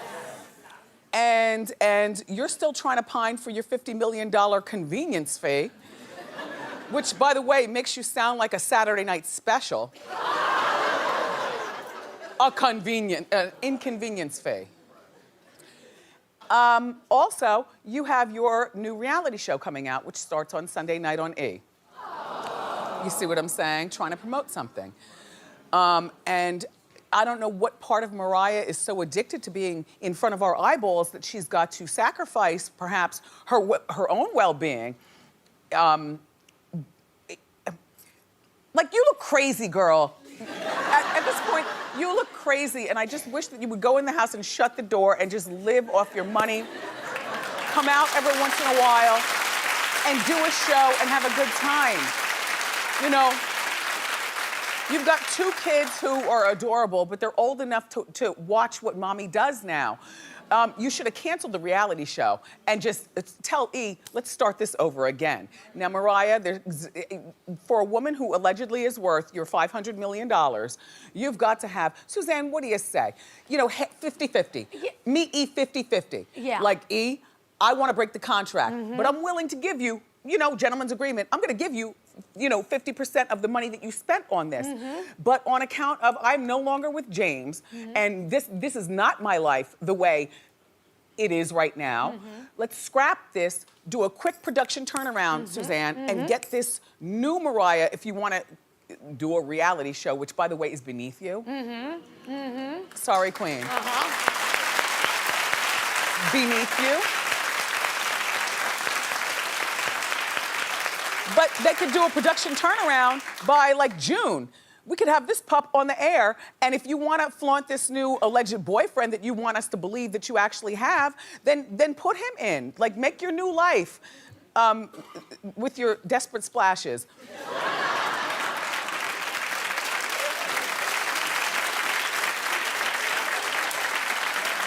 Say something. No, I mean... Say something. All I'm gonna say is I'm still gonna watch the show. Yes. And I will be there too. You know, Sunday nights at 9 o'clock on E! I've been watching Wags. I'm a down low Wagnatian. You know, like when the Housewives goes into their commercials over in Atlanta, I change to E and I see the wags. I don't know any of these girls. I don't know their husbands. I don't care. All I know is that it's very entertaining. 9 o'clock at night on a Sunday night, I'm preparing for work on a full day Monday. I don't need a lot of heady TV. I need something easy to watch. These wag girls are good. So now the wags are gone. Their reunion was hosted by Tiki Barber, friend to the show. Hey, Tiki. Hey, Tiki's eyebrows. Anyway, in other Mariah news, everybody, her big brother Morgan. Now, I don't know if you know anything about Mariah. I know a bit. He knows more. Morgan and Mariah have been thick as thieves. There are only 3 Carey siblings. Morgan has been slamming Mariah. They haven't spoken in 2 years. Well, you know, upon digging further, which we don't have to really dig that much here at Hot Topics because we keep up with certain people all the time, Morgan said in an interview that James Packer dodged a bullet by splitting with his sister Mariah. He called Mariah a vampire. And he says that she would have gone through all James's money. Now, I don't know what kind of spending habit is going on. I was trying to, weigh in, with, my team as to why Morgan and Mariah are fighting, and I was the one who came up with it. I said, well, the last thing that I can recall is that Mariah and Morgan have a sister who is HIV positive, and Allison is her name. I love that name, Allison. Shout out to all the Allisons. When I was in kindergarten through about 3rd grade, I had a really good friend. Her name was Allison Seiler. Hi, Allison. Are you watching? How you doing, Allison? Anyway, okay, so back to Mariah's Allison.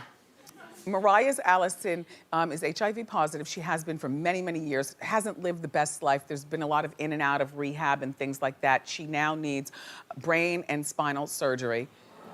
And Mariah has thrown money to the situation, along with emotions, for years.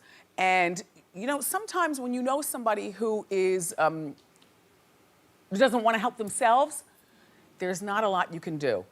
And it's easy to blame Mariah for this, but I do believe that Mariah probably did. She seems like she's got a big heart. She does. I do believe she threw everything at Allison that she possibly could. Resources, emotions, everything. Yeah. And if Allison doesn't want to help herself, Norman, then that's on Allison. Right, I know. But I also understand Morgan's position too, which is like, why don't you help our sister? But you know what, Morgan, if Mariah's done all Mariah can do, then that's all Mariah can do. Morgan says Mariah probably spends more on dog food than the cost of surgeries for Allison. Oh yes, Morgan is talking. And if you want to keep talking,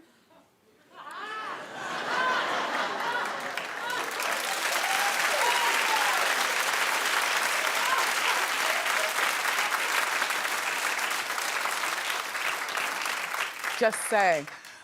No, this is a very sad situation, and doesn't Mariah and Allison look like twins, right? Yes. Oh, no, Suzanne, and only you. Only me. Only you. Yeah, they Agreed. look a lot alike. They do look a lot alike. So, do your kids love? Oh, by the way, Mariah's World, that's what it's called. It's going to include a little to nothing of James, because they're probably busy, as we're speaking right now, editing over at E. To cut James out as much as possible. They're gonna inject this dancer, and she's gonna want you to believe that she's actually into an oiled up guy.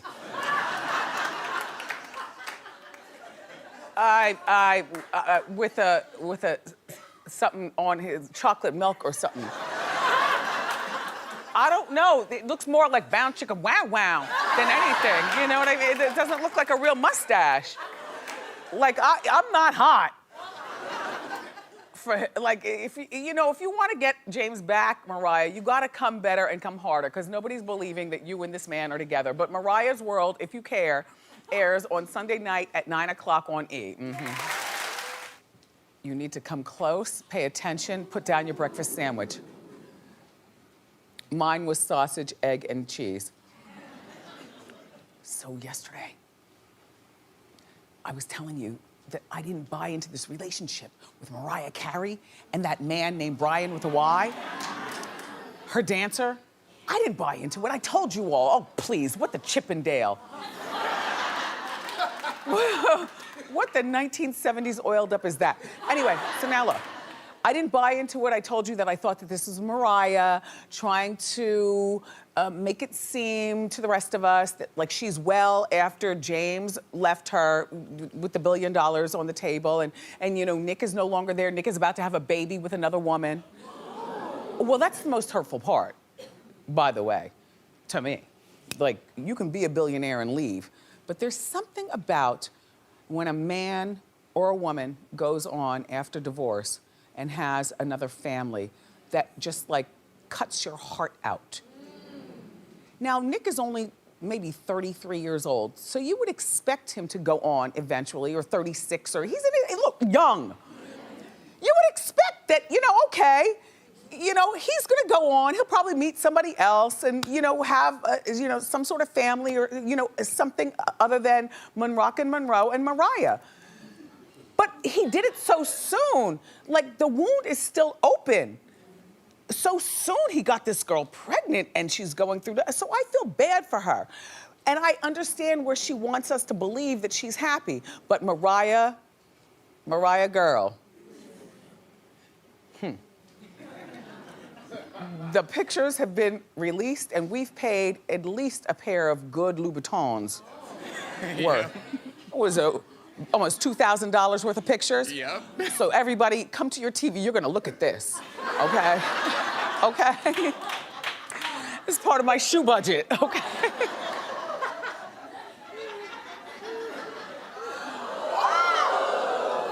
Okay, all right, let me analyze each picture because we paid a lot.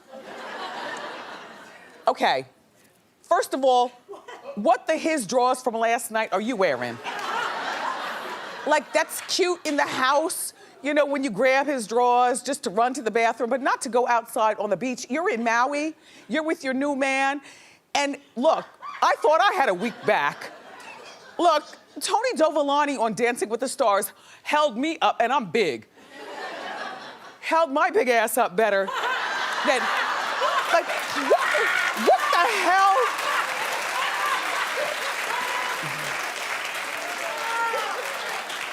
Now, I'm sorry, Mariah, for talking aggressive, but I'm mad at you because not even the Lamb confidentials could defend you, correct? You know what? Talk how you talked this morning. I love my queen, but these pictures are a little indefensible. Indefensible. Look at this right here. If Tony gave me one of these, I might have looked more graceful. Like, what the hell? What, Mariah? And okay, so it's not a pair of his boxer shorts, it's a Louis Vuitton scarf, but guess what? Even sometimes they look wrong. Wrong. You know, it's not even about her size. It's more about the awkwardness of it. Clearly, these two are not in love. This is not a real relationship, and she's trying to make James upset. But you know what? Instead, what you've done is played yourself. Mariah.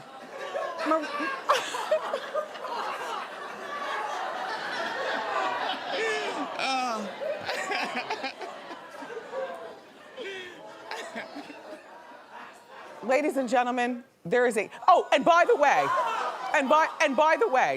the pièce de résistance is that here's Bryan with a Y and Mariah with the bell, E.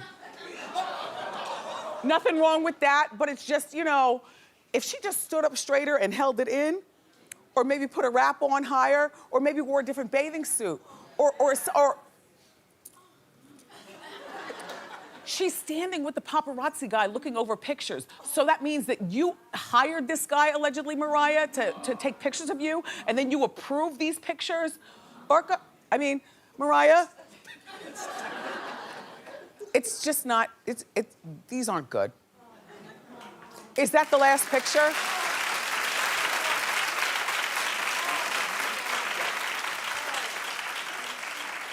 Okay. Tomorrow, the charges will probably be up more in terms of money. So let's just show each one, just one at a time. We need to get our money's worth. Let's start at the top. I'm not gonna say one word, just go ahead. Next. Finally. And continue on. Go ahead. And one more.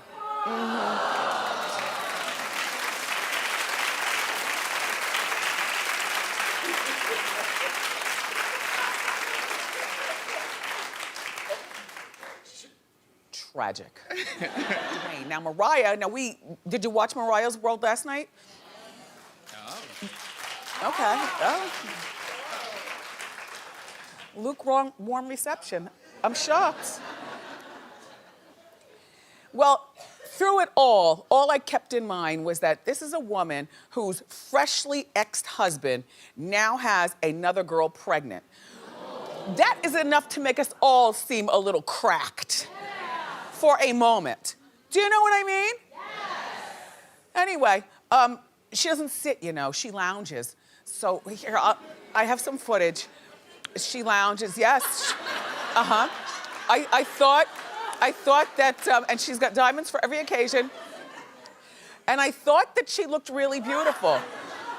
I like the way, she handles her, I like the way she handles her body. She's not shy at all. She lets it all hang out, which is, a lot, that is not for the faint of heart, but you have to admit that if you're, why not?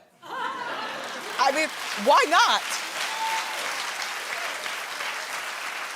All right, so I noticed that she lounges a lot. James Packard was in it for a bit longer than I thought he would be, her ex-fiance, only in the very beginning of the show, but it was cute. However, you know what?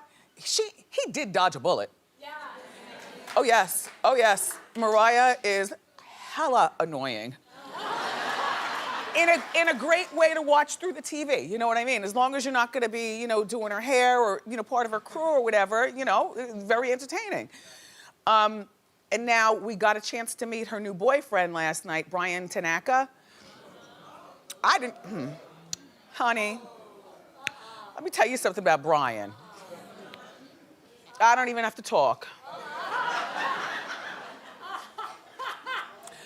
Mariah, I don't know who you think you're fooling with this one.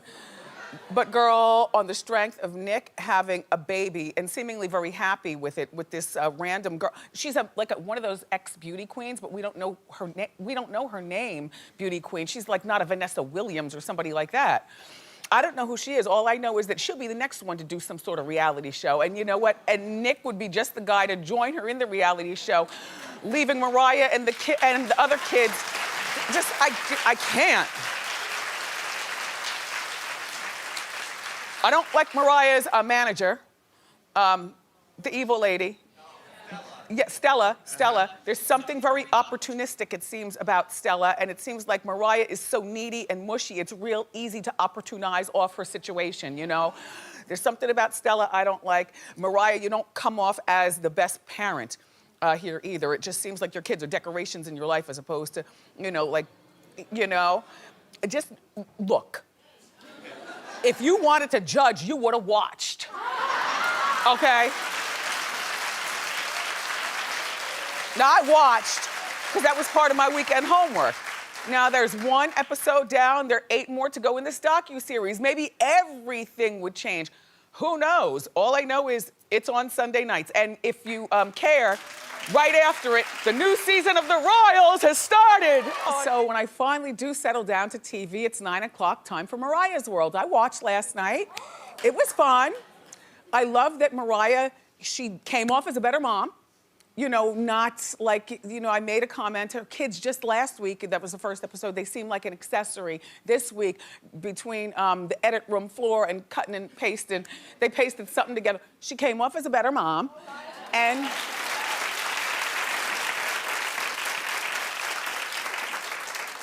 she talked about why it is that she only likes to be photographed on her right side. And she says that when she was 19 years old, a photographer said it's her best side. I hate when people put things in your head. Because if you're not strong enough to, repel those things, they stick in your head for the rest of your life. I don't notice a good side or a bad side on Mariah. I don't notice a good side or a bad side on anybody. I don't pick a good side or a bad side. It's just that when I wear a side part, you gotta figure out what hand you're comfortable with zhuzhing your hair. That's the only reason. No, know, it really, like the side, when I do a side part, it has nothing to do with, oh, I think this side is better, even though this side is the one with the stronger dimple. You know, but I don't necessarily think that that's better. It's just that I feel more comfortable when I do this. You know, when I mess with my hair, it feels more comfortable, you know, on this side. And when the side of the couch that I sit on, you know, when I got the talk show, I would have sat in the middle of the couch. They're like, but Wendy, you have to, you know, make room for your guests. I said, all right, well, I'll pick a side. They said, well, whatever side you pick, do you have a better side? People always think that people have a better side, which is always shocking to me. I'm like, no, I don't have a better side. You know, just take the picture. Just take the picture.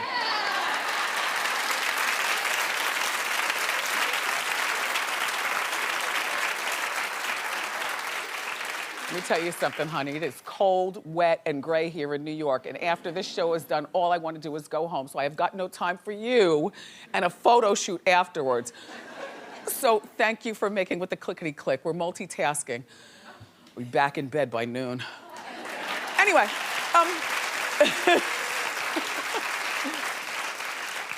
Mariah posted a picture this weekend with Beyonce. Now you can imagine Beyonce shows up at your concert and all of a sudden you say, oh wait, now hold on.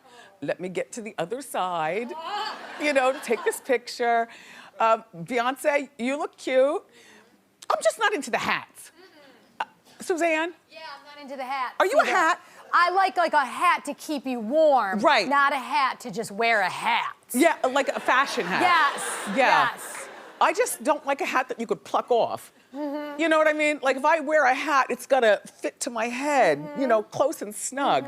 But Beyonce looks great. Mariah, you look terrific. Mariah. So random. So you know, I was at QVC this past weekend. Shout out to everybody who participated. Thank you so much. My Wendy Williams collection. Okay. The thing about, excuse me, HSN, I'm sorry, HSN. The thing about HSN that I love is that you never know who you're gonna run into in the halls. You know, like a lot of people, you know, Iman has stuff there. You know, I love my Joy with those huggable hangers. Deborah Lippman, she does the nail polish. I ran into her there. So I'm about to go on to the set. And you know, HSN, they're in Tampa. It's 32 acres. It's a giant property, and there's a whole bunch of different sound stages. So it so happens that my set was on the same sound stage as Randy Jackson. Now, Randy Jackson has these fabulous guitars. He was my lead-in. He was on right before me, and then a lot of times they might play maybe 5 minutes of commercials in between before they start the next host. That would be me. So Randy takes his microphone off, and he's about to, you know, leave the building, and I'm about to take my seat and talk to you guys. So I see Randy. Now, you know, he's been here before, and he's one of these people. Sometimes you don't have to say a lot. All you have to do is, So I see Randy, we hug. And then I back him up, I hold him by the shoulders, and I go, why? And he's like, I don't know. Now, mind you, he used to be Mariah's manager. He knows her very, very well. But the crazy thing about our conversation is that it was just a hug and a why. And then he says, I talked to her 3 days before this was all supposed to be finalized, and I told her that this was not going to be a good look. Like this whole reality TV, it's just like, it's entertaining to watch, but it destroys lives and it exposes things about people that sometimes people don't want exposed. And anyway, like a 45-second conversation, but it was all about Then I was like, okay, I gotta go. Randy's like, I gotta go. He's like, bye. That was it. But you know, that Mariah, I'm just like, damn. I was like, why didn't I set the alarm? Why didn't I set the alarm? I didn't set the, I was tired. But you know, she said that she reportedly didn't hear her music in her earpiece and she kept fuddling around with her ear. Well, you know, here's what I say. When you fuddle with your ear or your earpiece or something, I mean, that could be like a huge excuse. It's like if I started messing with my microphone, but you'd still see the mic dead over here, or, you know, or up in my wig or something like that. I don't know. My thought is, I think Mariah, all right, the good first. And then I'll end it on another good note, watch. Now I'm working on it for 2017. I'm working on it. Delivery is important. So here's the good. I thought she looked terrific. Head to toe, terrific. Hair, the feathers, the nude coloring, the way she had the boys, you know how they drag her around? But you know, she's very graceful with that. Did you see when they dragged her down the steps in the middle of the performance and she looked at the camera and she was still like, well, not doing much, but she looked great not doing it. All right. A lot of people in my morning meeting this morning were saying, well, why was she even there to begin with? I said, what are you talking about? You know, why would she go away? You know, first of all, she did the Vegas thing. Is that still going on? I don't know, maybe. She's about to go on tour with Lionel Richie, which, by the way, if I were Lionel, I'd cancel her on my tour. Yeah. And I'll tell you why. Lionel Richie has built a name for himself, you know, as being a very comported pop star of generations. Now, I'm sure he's got his dirt too. But when you comport yourself, you know how to keep all that stuff under the rug. If I were Lionel, I would not go out on tour with her. You know, she barely did a sound check for New Year's Eve. And you know, my thought was, well, there. By the way, the one in the, oh wait, where's the alleged boyfriend, the poser? What color is he wearing? The white pants? Look, that's such a fake relationship, it's ridiculous, number one. Number two, yeah, no, he was holding her phone because you know she can't walk, she can't hold a phone. Apparently she can't sing. You're like, what has happened, Mariah? On your worst day, you sing better than all these girls out here. All of them.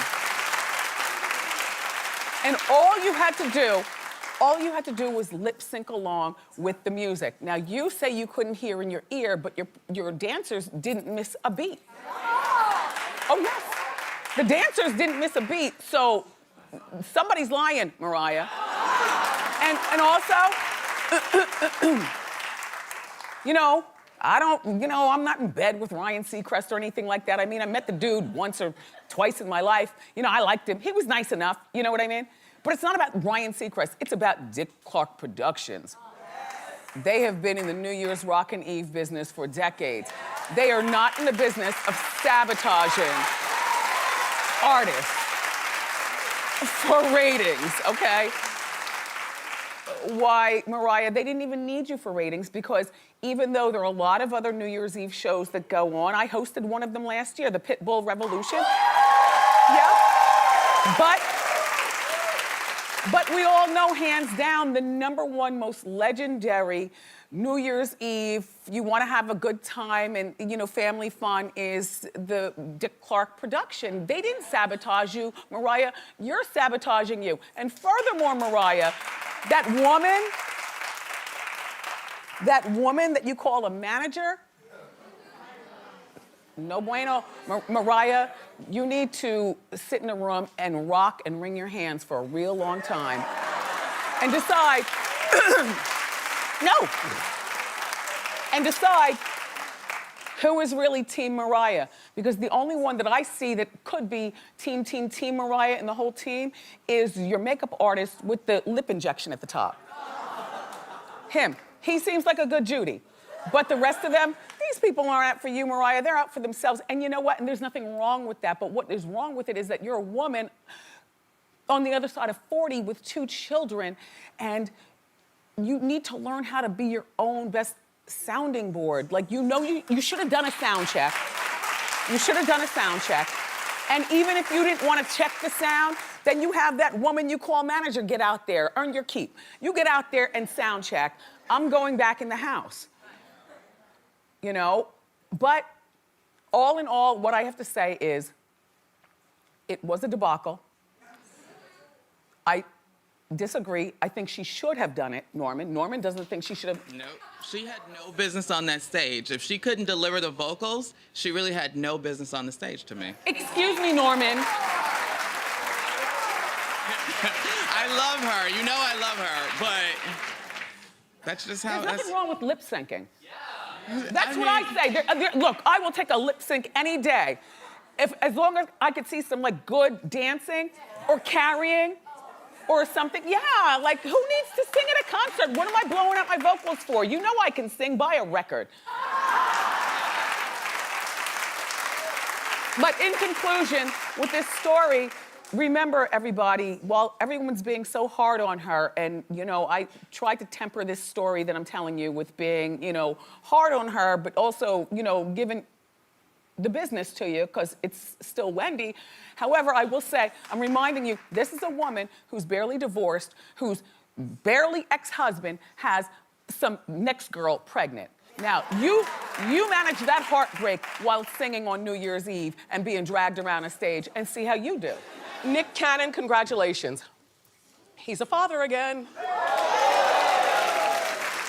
That happened really fast. It was just like maybe 2 months ago. We here at Hot Topics were telling you that, you know, he had, you know, a woman is pregnant.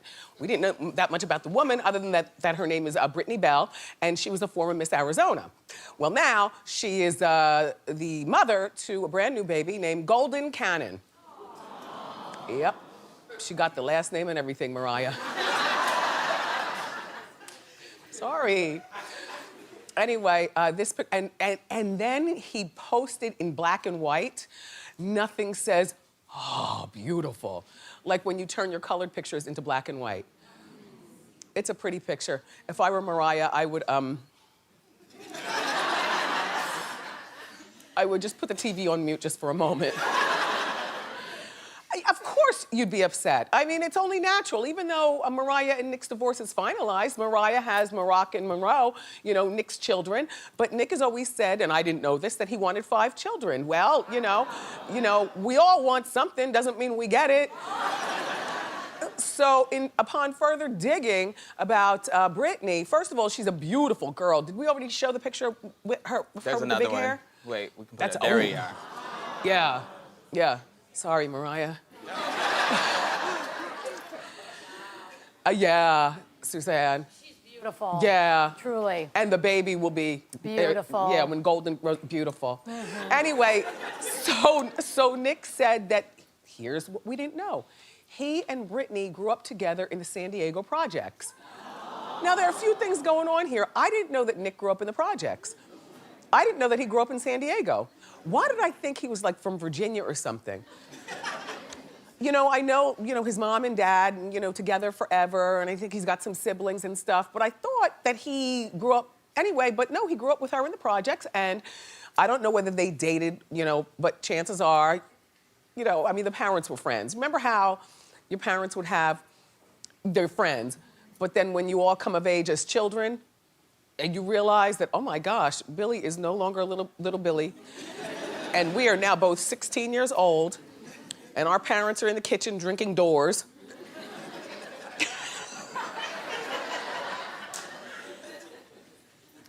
And talking loud, and let's go to the basement, Billy. You know, because the basement is where it all goes down, at least on the East Coast where basements are every place. I can't stand a basement, but they're good for the purpose of taking Billy. Or,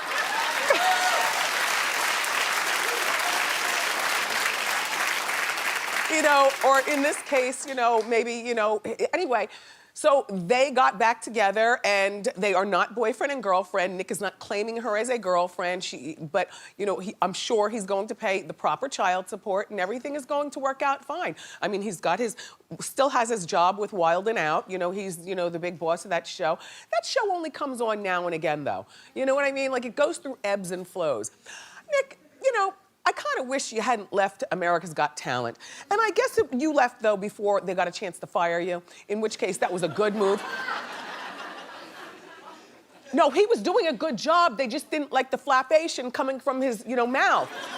I don't feel like reviewing that whole story again because we've moved on from that. Here's the bigger thing. Okay, America's Got Talent is on NBC. It's a big family show. It's like, bigger than Wilding Out. Like, why would you quit something like that unless your behind was in a sling and you were about to be embarrassed and fired? My thought. But here's what I didn't know. Do you know that he has another show on NBC? Yeah, Caught on Camera with Nick Cannon. Friday nights at 8 o'clock. It's been on for 3 years. Okay, see? Now, clap if you've already known about this show. Well, then this is why it might be on the chopping block to be canceled. They're talking about the ratings not being good, Or maybe it's, if Nick did this to us on our other NBC show, America's Got Talent, then let's pull this show away from him too. Yes. But if in fact the ratings are bad and TV is a ratings game and there are only 4 people, and I mean, we're the tastemaker audience, we're the ones, nothing moves in pop culture without us. Yes.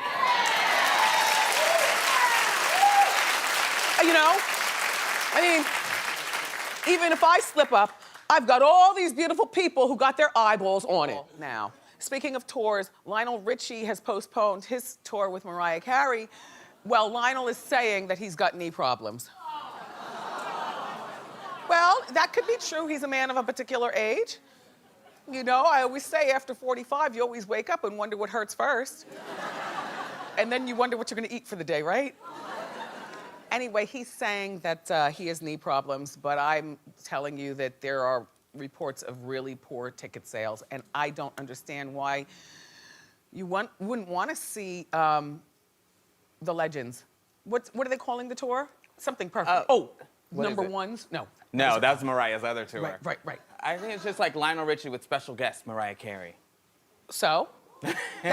Still, by the time he does Hello, dancing on the ceiling and everything, then you do a little honey shimmy, you've gotten your money's worth, get in your car and you go home. Yeah.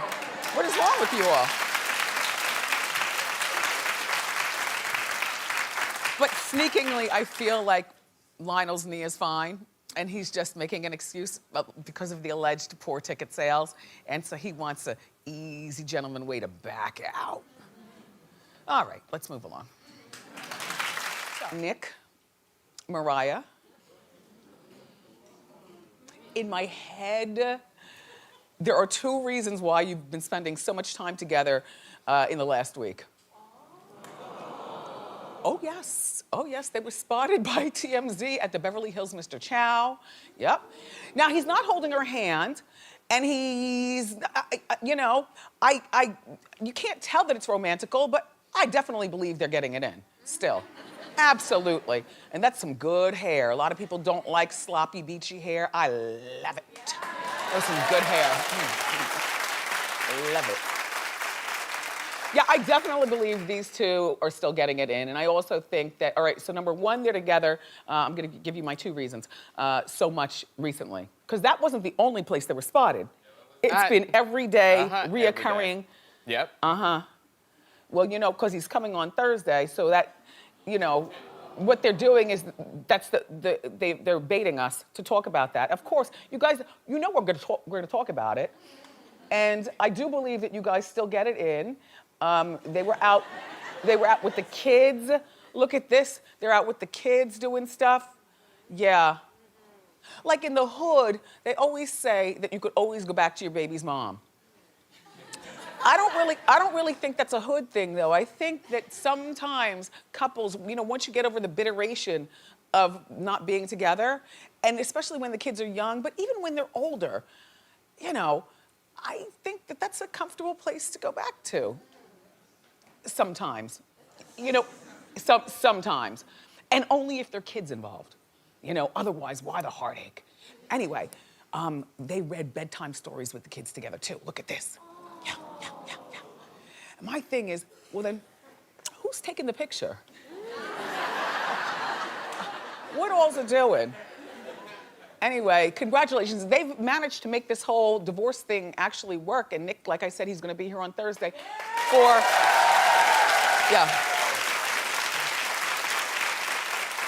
not just for, you know, couch chat. He's actually going to, I invited him to be here for the full hour. Oh yes, when the double doors open, it'll only be me. But then as soon as I sit down, I'm bringing Nick out and another chair. I'll give him a folding chair. You know, I'm playing. I'm gonna get, you know, a chair, right? And he'll have his own cup, and we're gonna go through the whole show. Nick and Wendy Hot Topics, Nick and Wendy do Ask Nick and Wendy, Nick and, like, yeah. It's gonna be so much fun. And of course, in between, well, we'll take a look at what he sent me over the weekend. Wendy, what up? How you doing? Yes, it's official. It's happening. I'm a man of my word. Coming on the show, the whole show, an hour long. I ain't leaving. You gonna have to kick my ass out the studio because we gonna talk about whatever the hell you wanna talk about, Wendy. Expect the turban. Let's go.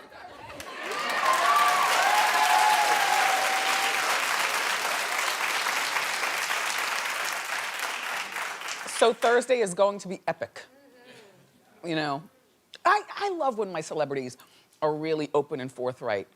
There literally is not one thing, even behind the scenes, that he said, Wendy, you can't ask me about this or that. Like, nope, nope, nope, nope, nope. Attention, Jersey. So we don't live so close to it, but sometimes, you know, when you're a real fat ass, you know, in your mind, because whether you lose weight or not, you always have fat thoughts. You know what I'm saying? I'm minding my own business, laying in the bed. It's like 3 o'clock, not even like. It was 2:58 in the morning. The commercial comes on for the White Castle bean burger.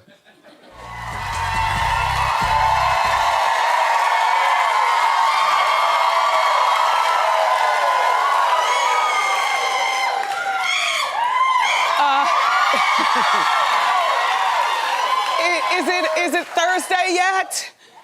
No? It's only Tuesday? Okay, good. One more day till Nick. He'll be here tomorrow. Nick Cannon. For the whole hour, and we're gonna get into everything. A lot to talk with him about. You know, Nick, you know, he plays with Mariah's heart, but the other day he was seen out with Christina Milian, who he dated back in the day. It didn't look romantical, although sometimes when you do a drive-by, and you're familiar with somebody, you don't have to be all hugged up. Everybody knows the score. You know what I mean? That's grown people.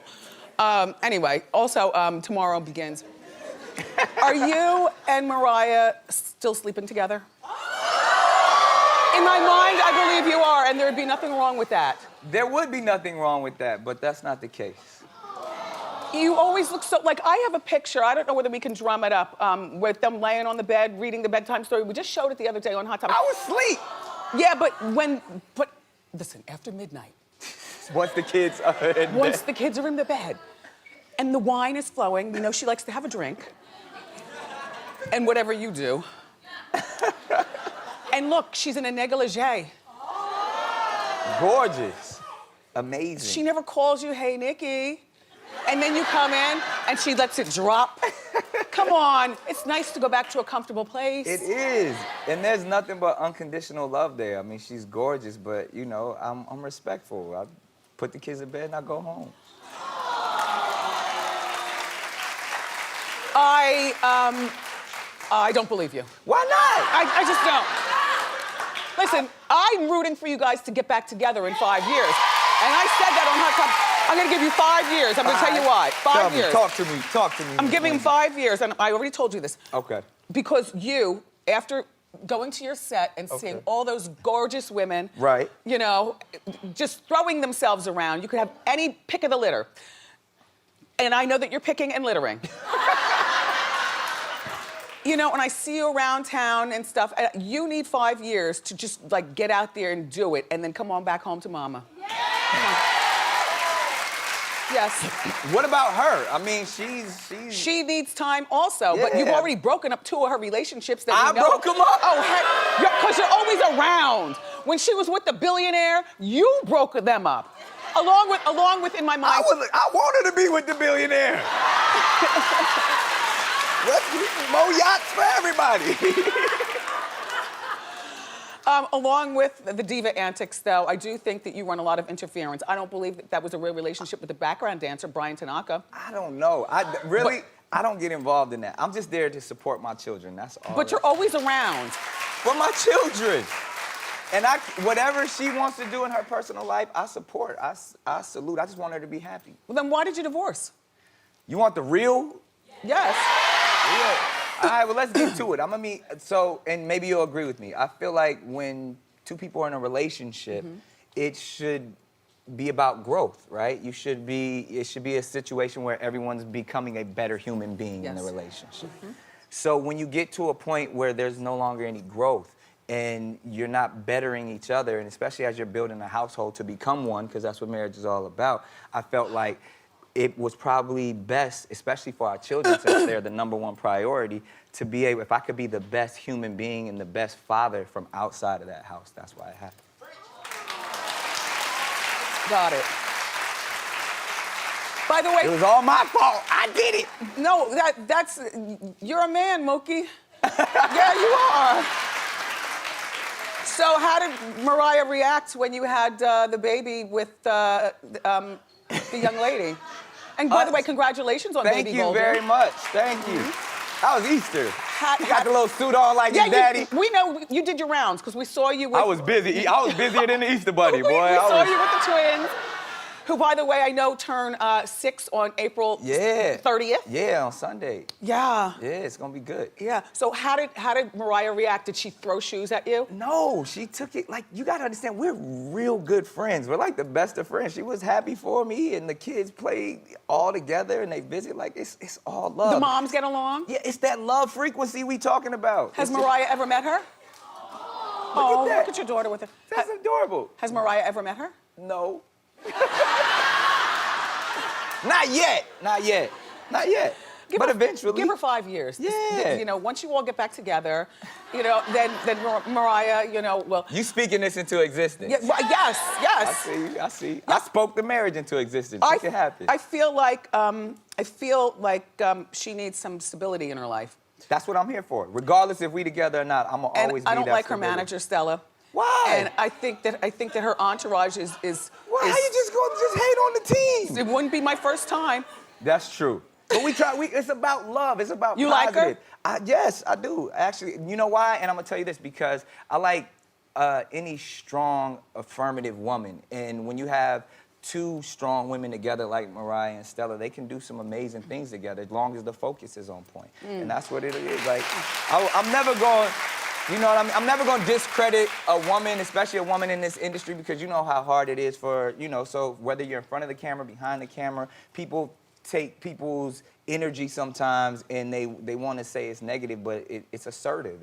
Did you watch the reality show? Did you think that was a good idea for her to do? I didn't. But see, again, from my understanding, it wasn't supposed to be a reality show. It was supposed to be a tour documentary, but then powers that be get involved and they start focusing on stuff like relationships and all that stuff, and I wish they would have focused on the music a little bit more. So, but you know, that's again, Mariah has to stick to her vision, because like I always say, Mariah manages Mariah. It don't matter who that other person is. She runs her business, she runs her career, and that's why she's the queen that she is.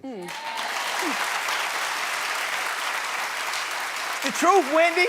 I speak nothing but the truth. Did you ever sleep over the house? Yeah.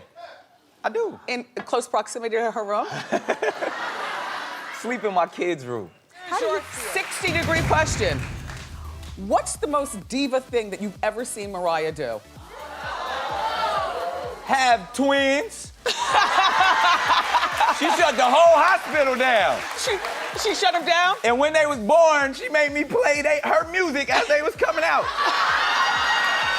So it's true.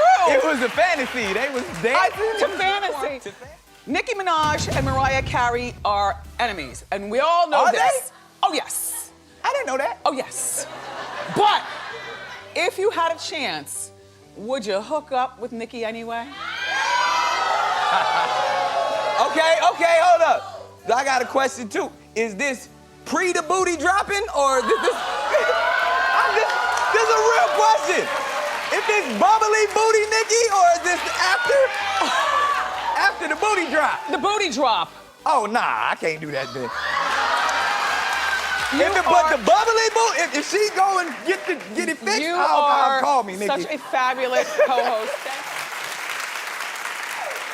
You know, sometimes, I share stuff with you all and then you don't really understand that it's not being mean, it's just me reporting the word to the curb. You understand? And every time we talk about Mariah Carey, you always have something to say to me. Oh, she's jealous. Oh, she's this. What? I'm here to report that Mariah Carey is a diva, and we've talked about this a lot, and I feel like it is a part of her act, from the time that she wakes up it's a part of her act and stuff, but there comes a time when I think it's just too much. Too much. As a lamb, how do you feel about the story I'm about to tell? It pains me to hear it. It somewhat entertains me a little bit, but it pains me to have to bring the story, but we do what's out there.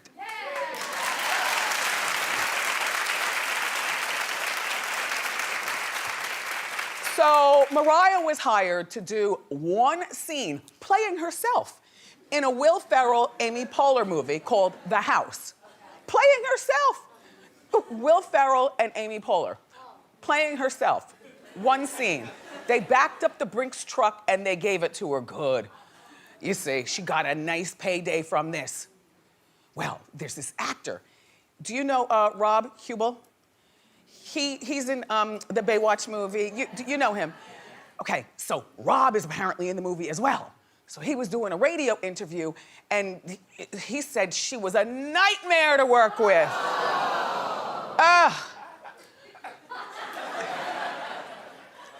It feels so good that somebody else is talking, you know what I mean? So give me my moment to be happy for once. It's not me. All right. So anyway, she showed up 4 hours late. She requested all white roses in her trailer. Oh, it doesn't stop there. She also requested stuffed animals. Not just any stuffed animals, everybody. Lambs. All lambs. So, they have production assistants and people who run around and do ridiculous things for ridiculous people with ridiculous demands. She's still Mariah and she's in this movie, but it's one scene. So then allegedly, when she's ready to do the scene, she decides that she doesn't want to sing the song that they hired her to sing in one scene. She wanted to change the script so that she just finds out as they're about to shoot that she's gonna get shot. With a gun. Yeah. Okay, look. So she's like, no one shoots Mariah. What? So she goes, can't I have some reflective bracelets like Wonder Woman and reflect the bullets? In other words, she was not informed is what she's acting out. She was not informed about anything. Allegedly. Mariah, you have been around way too long to be like that. And those people on that set, they're way too accomplished. You know what I would do if I were them? Look, this is what I would do. Shoot her!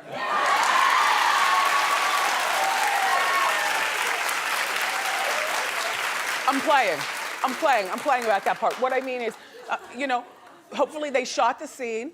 I would let her keep the money, every last dime that we gave her, because it's Will Ferrell and Amy Poehler. We'll make that back in the box office in 10 minutes, okay?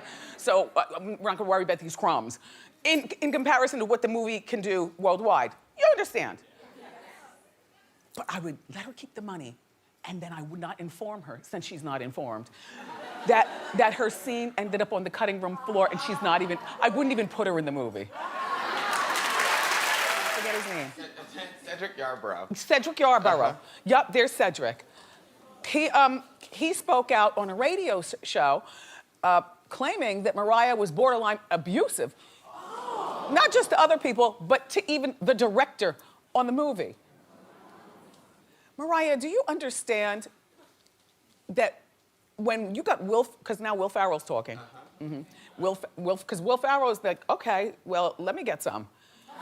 You know, now that I see the man with the googly eyes talk, Cedric.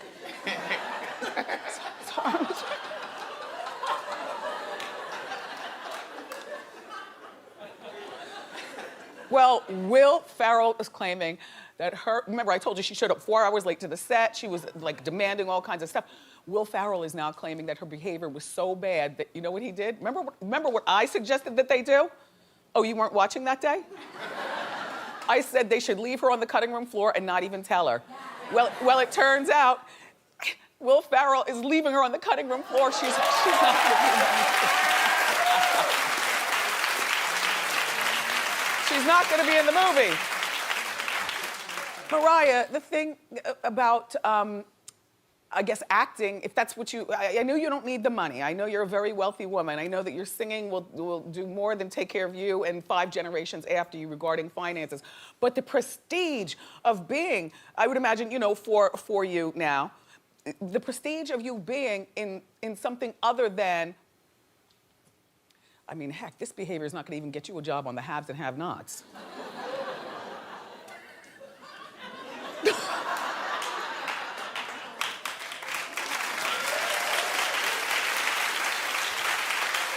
And that's a cute show, but I'm saying, Will Ferrell, Amy Poehler, that's A-list. All you have to do is just get in there. But you know who's not scared of the diva behavior? Lionel Richie. Because you know, he still wants to go ahead with this tour with Mariah. It kicks off next month, and he says that he's ready for all the diva behavior. He expects her to have a massive entourage. He wants her to feel in her element, and a diva has to do what a diva has to do. Well, you know, he's been around long enough. I'm sure he'll know how to, Good luck, Lionel. So anyway, so they did a big celebration. Mariah closed the show. Now, this is what I'm saying. All right, her fans, and obviously you're not fans, they were less than impressed because all she did was stand and she couldn't walk without being escorted. They said it seemed like she was lazy. There's Bryan Tanaka, her man posing as her boyfriend. Yeah, you know that guy. We talked about him. Her background dancer. I love the hair. You know, I love a bouffant. And I'm allergic to walking. And this is not a Mariah thing, this is a Wendy thing. Come on, we've known each other for 9 years. You know,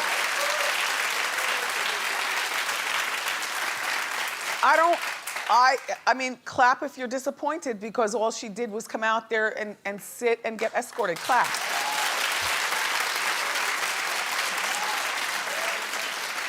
I loved it. I would have loved it if I saw it. I loved it. I don't mind it. Right, I don't mind it I either. always say this. You can lip sync. Just give me when you're an artist, give me a good costume, give me good hair. You can lip sync all you want. Just strut back and forth. You don't have to do the most if you don't want to. Anyway, good for you, Mariah.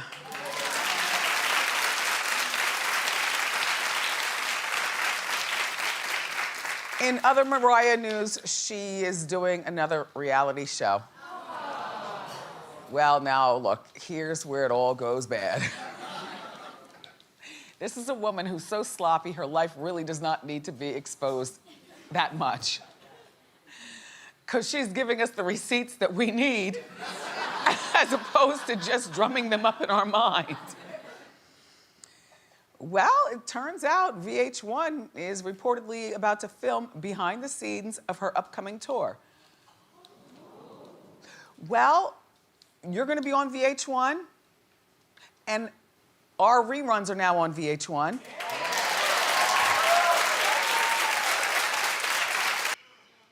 So Mariah Carey's being sued for $3 million. Well, here's what happened. Back in October, Mariah was supposed to be doing 3 shows in South America, and all 3 shows were canceled. So she blamed the promoters, and she tweeted that she's devastated that my show in Chile, Argentina, and Brazil had to be canceled. My fans deserve better than how some of these promoters treat them. So now the promoters are suing Mariah, demanding their full deposit back. She got like a $750,000 deposit, and then $2 million more just for defamation.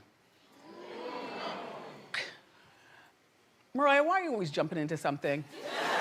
You know, if you just, I mean, first of all, the deposit was only a deposit, you know? Keep the deposit. It's not her fault it was canceled. That was the promoters.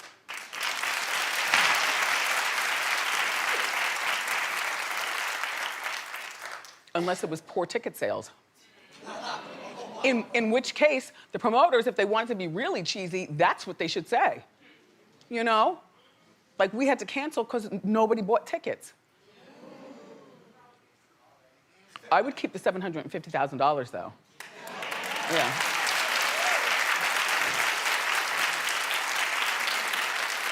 And then keep my mouth shut, Mariah. Just shh, shh.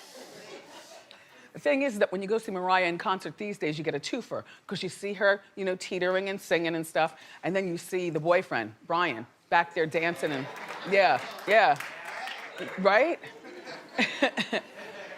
She seems really happy. I'm surprised it's lasted this long, you know, that relationship with him. What a mess. So here goes Mariah Carey. She's got very strict rules about selfies. Well, she takes them, but here's what she does. She makes her assistant check her hair and makeup before she takes the picture. Jesus. And she won't let the fan take the picture with their own phone. She's always got her own photographer, so he does it, and then they email the photo to the fan. If Mariah approves. Too much. Lamb Norman says he'd do it. Yeah, I mean, no, that's why I love her. For shenanigans like this, that just makes me love her even more. Do you think I'm too much for, like, hell, no. Because people come with love. Can I get a hug? Can I, you know, get a selfie? I'm like, no. And you don't want somebody punching you in the face or hitting you with a dart. Right. Or coughing on me and giving me hepatitis. Right. Or I cough on you when I give you whatever I have. So Mariah Carey and Ariana Grande don't get along. We've known that for a bit of time, correct? Now Nick Cannon, Mariah's ex-husband, is revealing exactly why. Listen to what he says, and then I've got an opinion. Ariana made the cardinal mistake of saying, you know, or I don't even know if it was her. It was associated as like the next or the new Mariah Carey. It's just, what the does that mean? Like, I'm the Mariah Carey. Why do you need another one? I personally, at one point, was like trying to get them together because Ariana was such a great fan, such an amazing young lady. And Mariah is super cool too, but when you put that weird in between, then all of a sudden, competition, ego, and now they both like, I'm this, I'm this. Well, apparently that interview was done by an inexperienced journalist. Because if you know, then you don't say next, not when a person's alive and still doing their thing. Like Mariah's still doing her thing. I'd be pissed too, the next Wendy Williams. Who are you? I'm still here. We're still on the next. I mean, I won't be here forever, but can you at least wait for me to leave before you start talking about the next? Either leave the show or leave the earth. You know, the next. How dare you, Ariana Grande's fans? That stupid journalist. There's only one Mariah, and she's Mariah. But, yeah. She wins on that. However, she did not win the Who'd You Rather vote this morning in Hot Topics. Oh. A dozen people in the room. Only two of us two of them. Sorry. I don't want to put myself in it, but okay. You know, Mariah is 47 years old. She's pushed out 3 kids, or a couple of kids, 2 kids, and a hell of a lifestyle, all right? This girl is 25. And yes, she's very pretty and she's got a really great voice. But in the Who'd You Rather, not based on diva behavior and all this stuff, just based on the look, Who'd you rather? Me and Norman were the only ones. Mariah.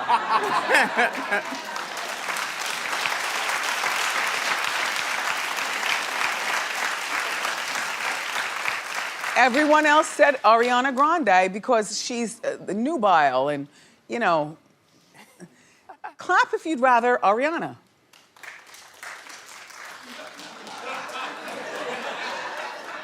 Clap if you'd rather Mariah. Oh my gosh. Yeah.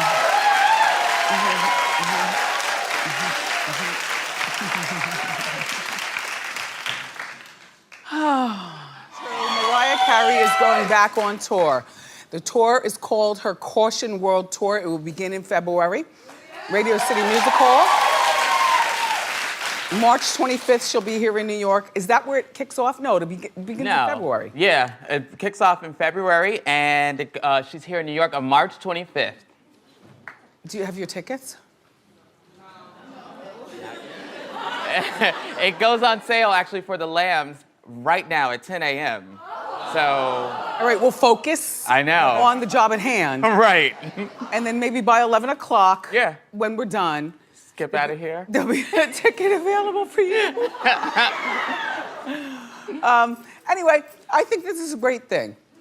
I don't know what she's going to be doing different on the tour. We don't really need different Mariah. There's some people who can do the same thing. You know, you go out, you know, you drag yourself across the stage. You've got, you know, people lifting you up and twirling you around.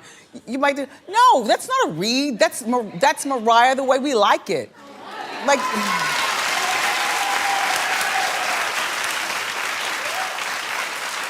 don't try to dance and stuff. Just lay around and sing. So she's touring, this tour is in conjunction with and supporting her new album called Caution, which comes out next month. Well,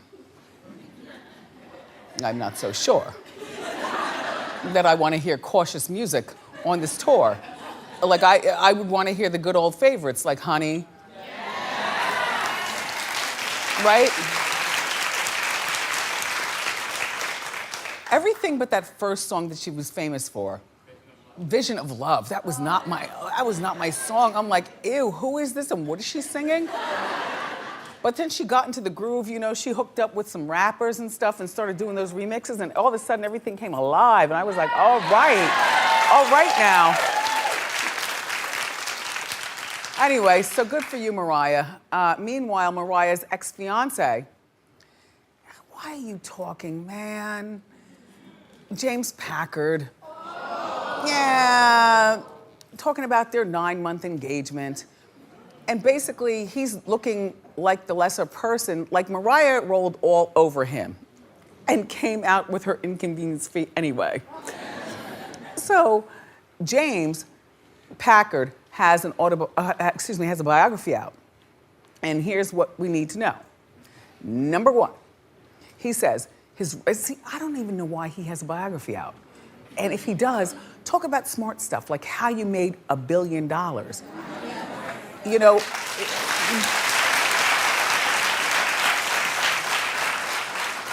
best I could tell in all my research, Mariah was the only famous girl he was ever with. So, but don't talk about that, like get back into the billionaire mode. Like leave that behind. It was, you know, romance.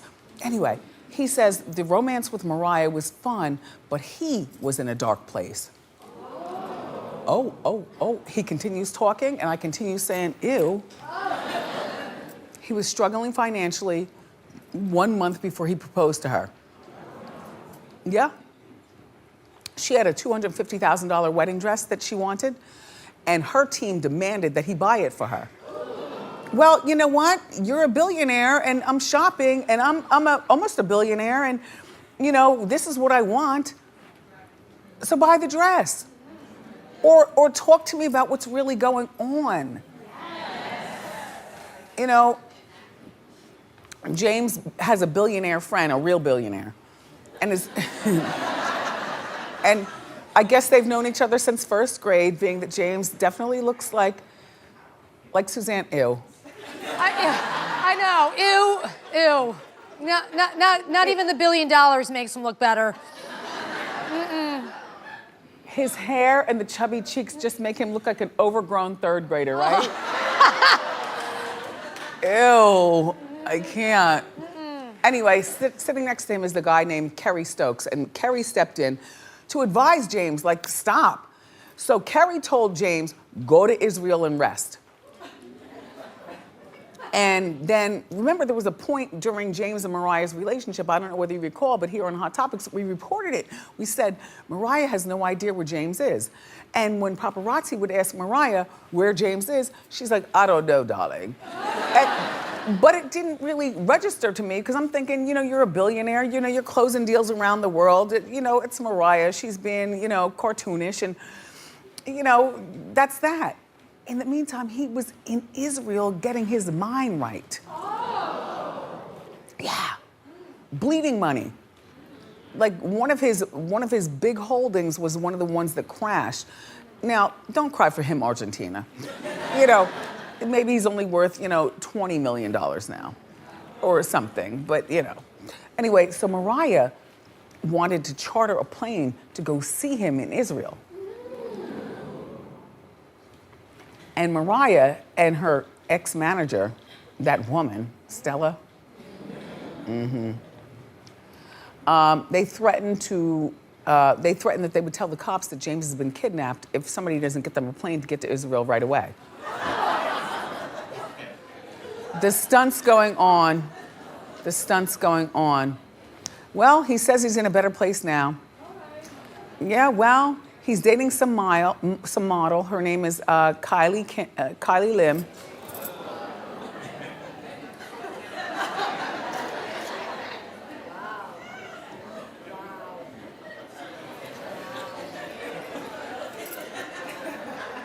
A model?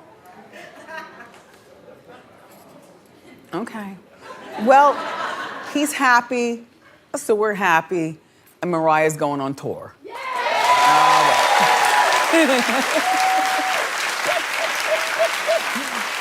Every year I have Mariah Carey. Every year. In my head. And now, you know, because the twins are here, so she brings the twins and they sit at the children's table. And, you know, because she's been with her boyfriend, Bryan Tanaka, for a reasonable amount of time, he's invited too. Why not? Why not?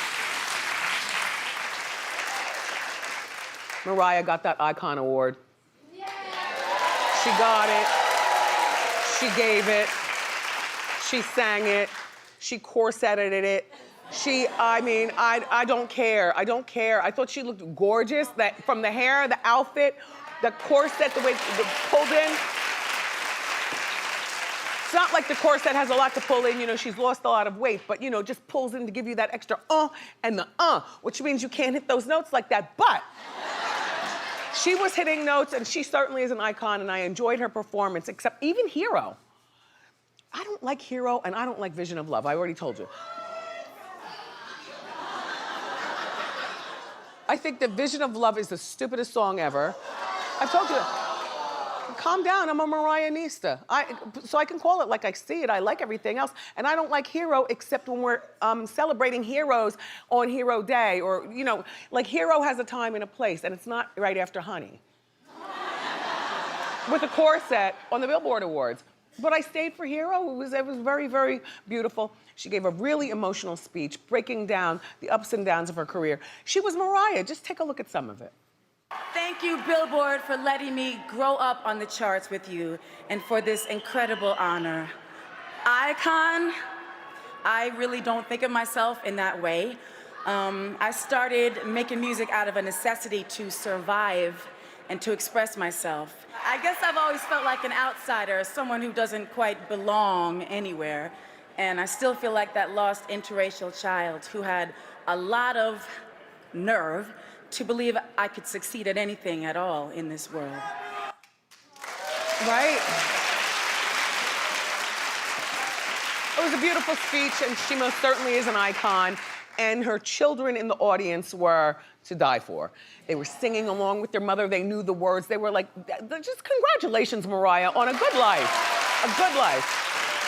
Now it's time for you to say something about Mariah on the cover of Cosmo.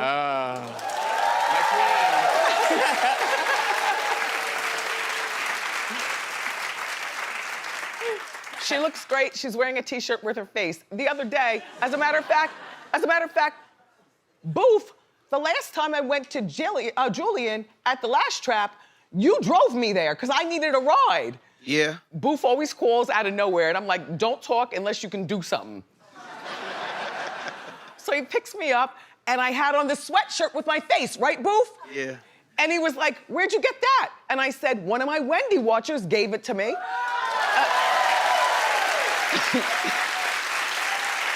Anyway, I say all that to say, I asked Boof, is it corny that I'm wearing a shirt with my own picture? Or, you know, sweatshirt, it was really good. And I said, I don't think it is. Boof, even if you say it is, I'm still doing it. And now I see Mimi has her face on her shirt. She's selling these, while she's touring? Yeah, it's like tour merchandise. But Does she ever stay home? I love it. She looks great on the cover, and she says inside, one of the many things is that she's only been with 5 men in her life. No, excuse me. Excuse me. Now, I know I've lived, but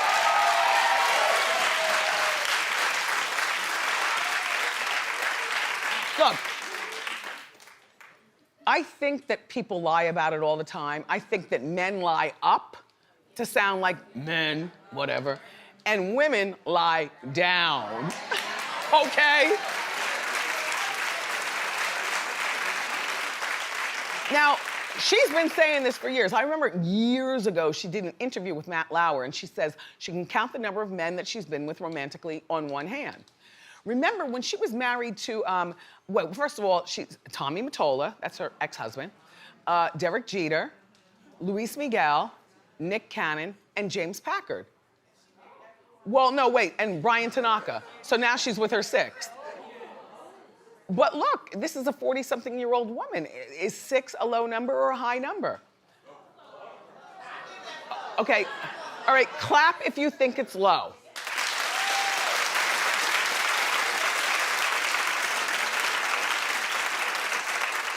Suzanne? Yes. That's low. I'm not gonna ask your number. Oh, okay. Oh, no. But One. it's only Brendan. Yep. Only Brendan. Only Brendan. Yup. But, and however, do you remember when she was married to, or when she was engaged to James Packard, she said they didn't even sleep in the same bed. They slept in different rooms, you know, like that. And that was back when I was, well, you know, when my life was different. And I was like, well, how do you keep romance alive? You know, I'm still the same Wendy, but I'm living in my own truth. And I can be honest with you, I think separate beds is a fabulous thing. Oh my God. So Mariah Carey, a woman who stays relevant. So I was at home, and you know, I have the book, and I'm looking at the book, and I'm not reading it all at one time. I don't have time for that because I'm trying to prepare for my politics at night, and you know, the Masked Singer's coming on, and Rachel, and you know, I'm busy. Right. But I did get to the area where she wrote about her first sexual experience with Derek Jeter. Oh, wow. By the way, congratulations, Yankees. Oh, yeah.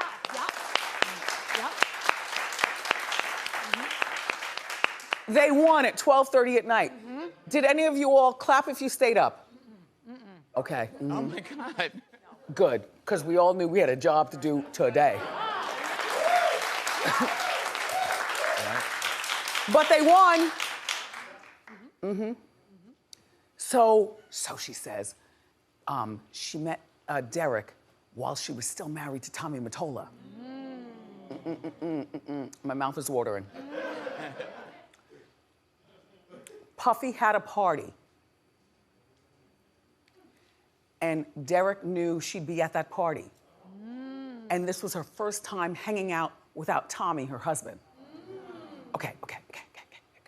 By the way, Derek also had a lot of posters, like he's a real fan.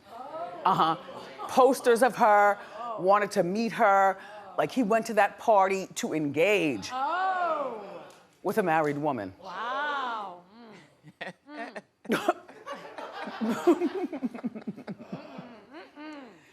So when they met,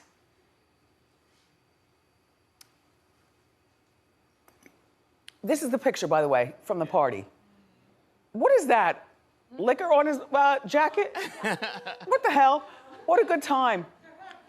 She said they never had sex. They only kissed until she divorced Tommy. She knew she had to go. And that's when we saw the video where she was on the balcony and, in my mind, dove into the pool, rode the jet ski, and ran away. Then they were only together for like 2 months. Oh, because Mariah said in her book, they probably just could not live up to the expectations of all this greatness. Yes. And she said in the book, Derek was a love in my life, not a love of my life. Yeah. Yeah. That's a good one, though. Yeah.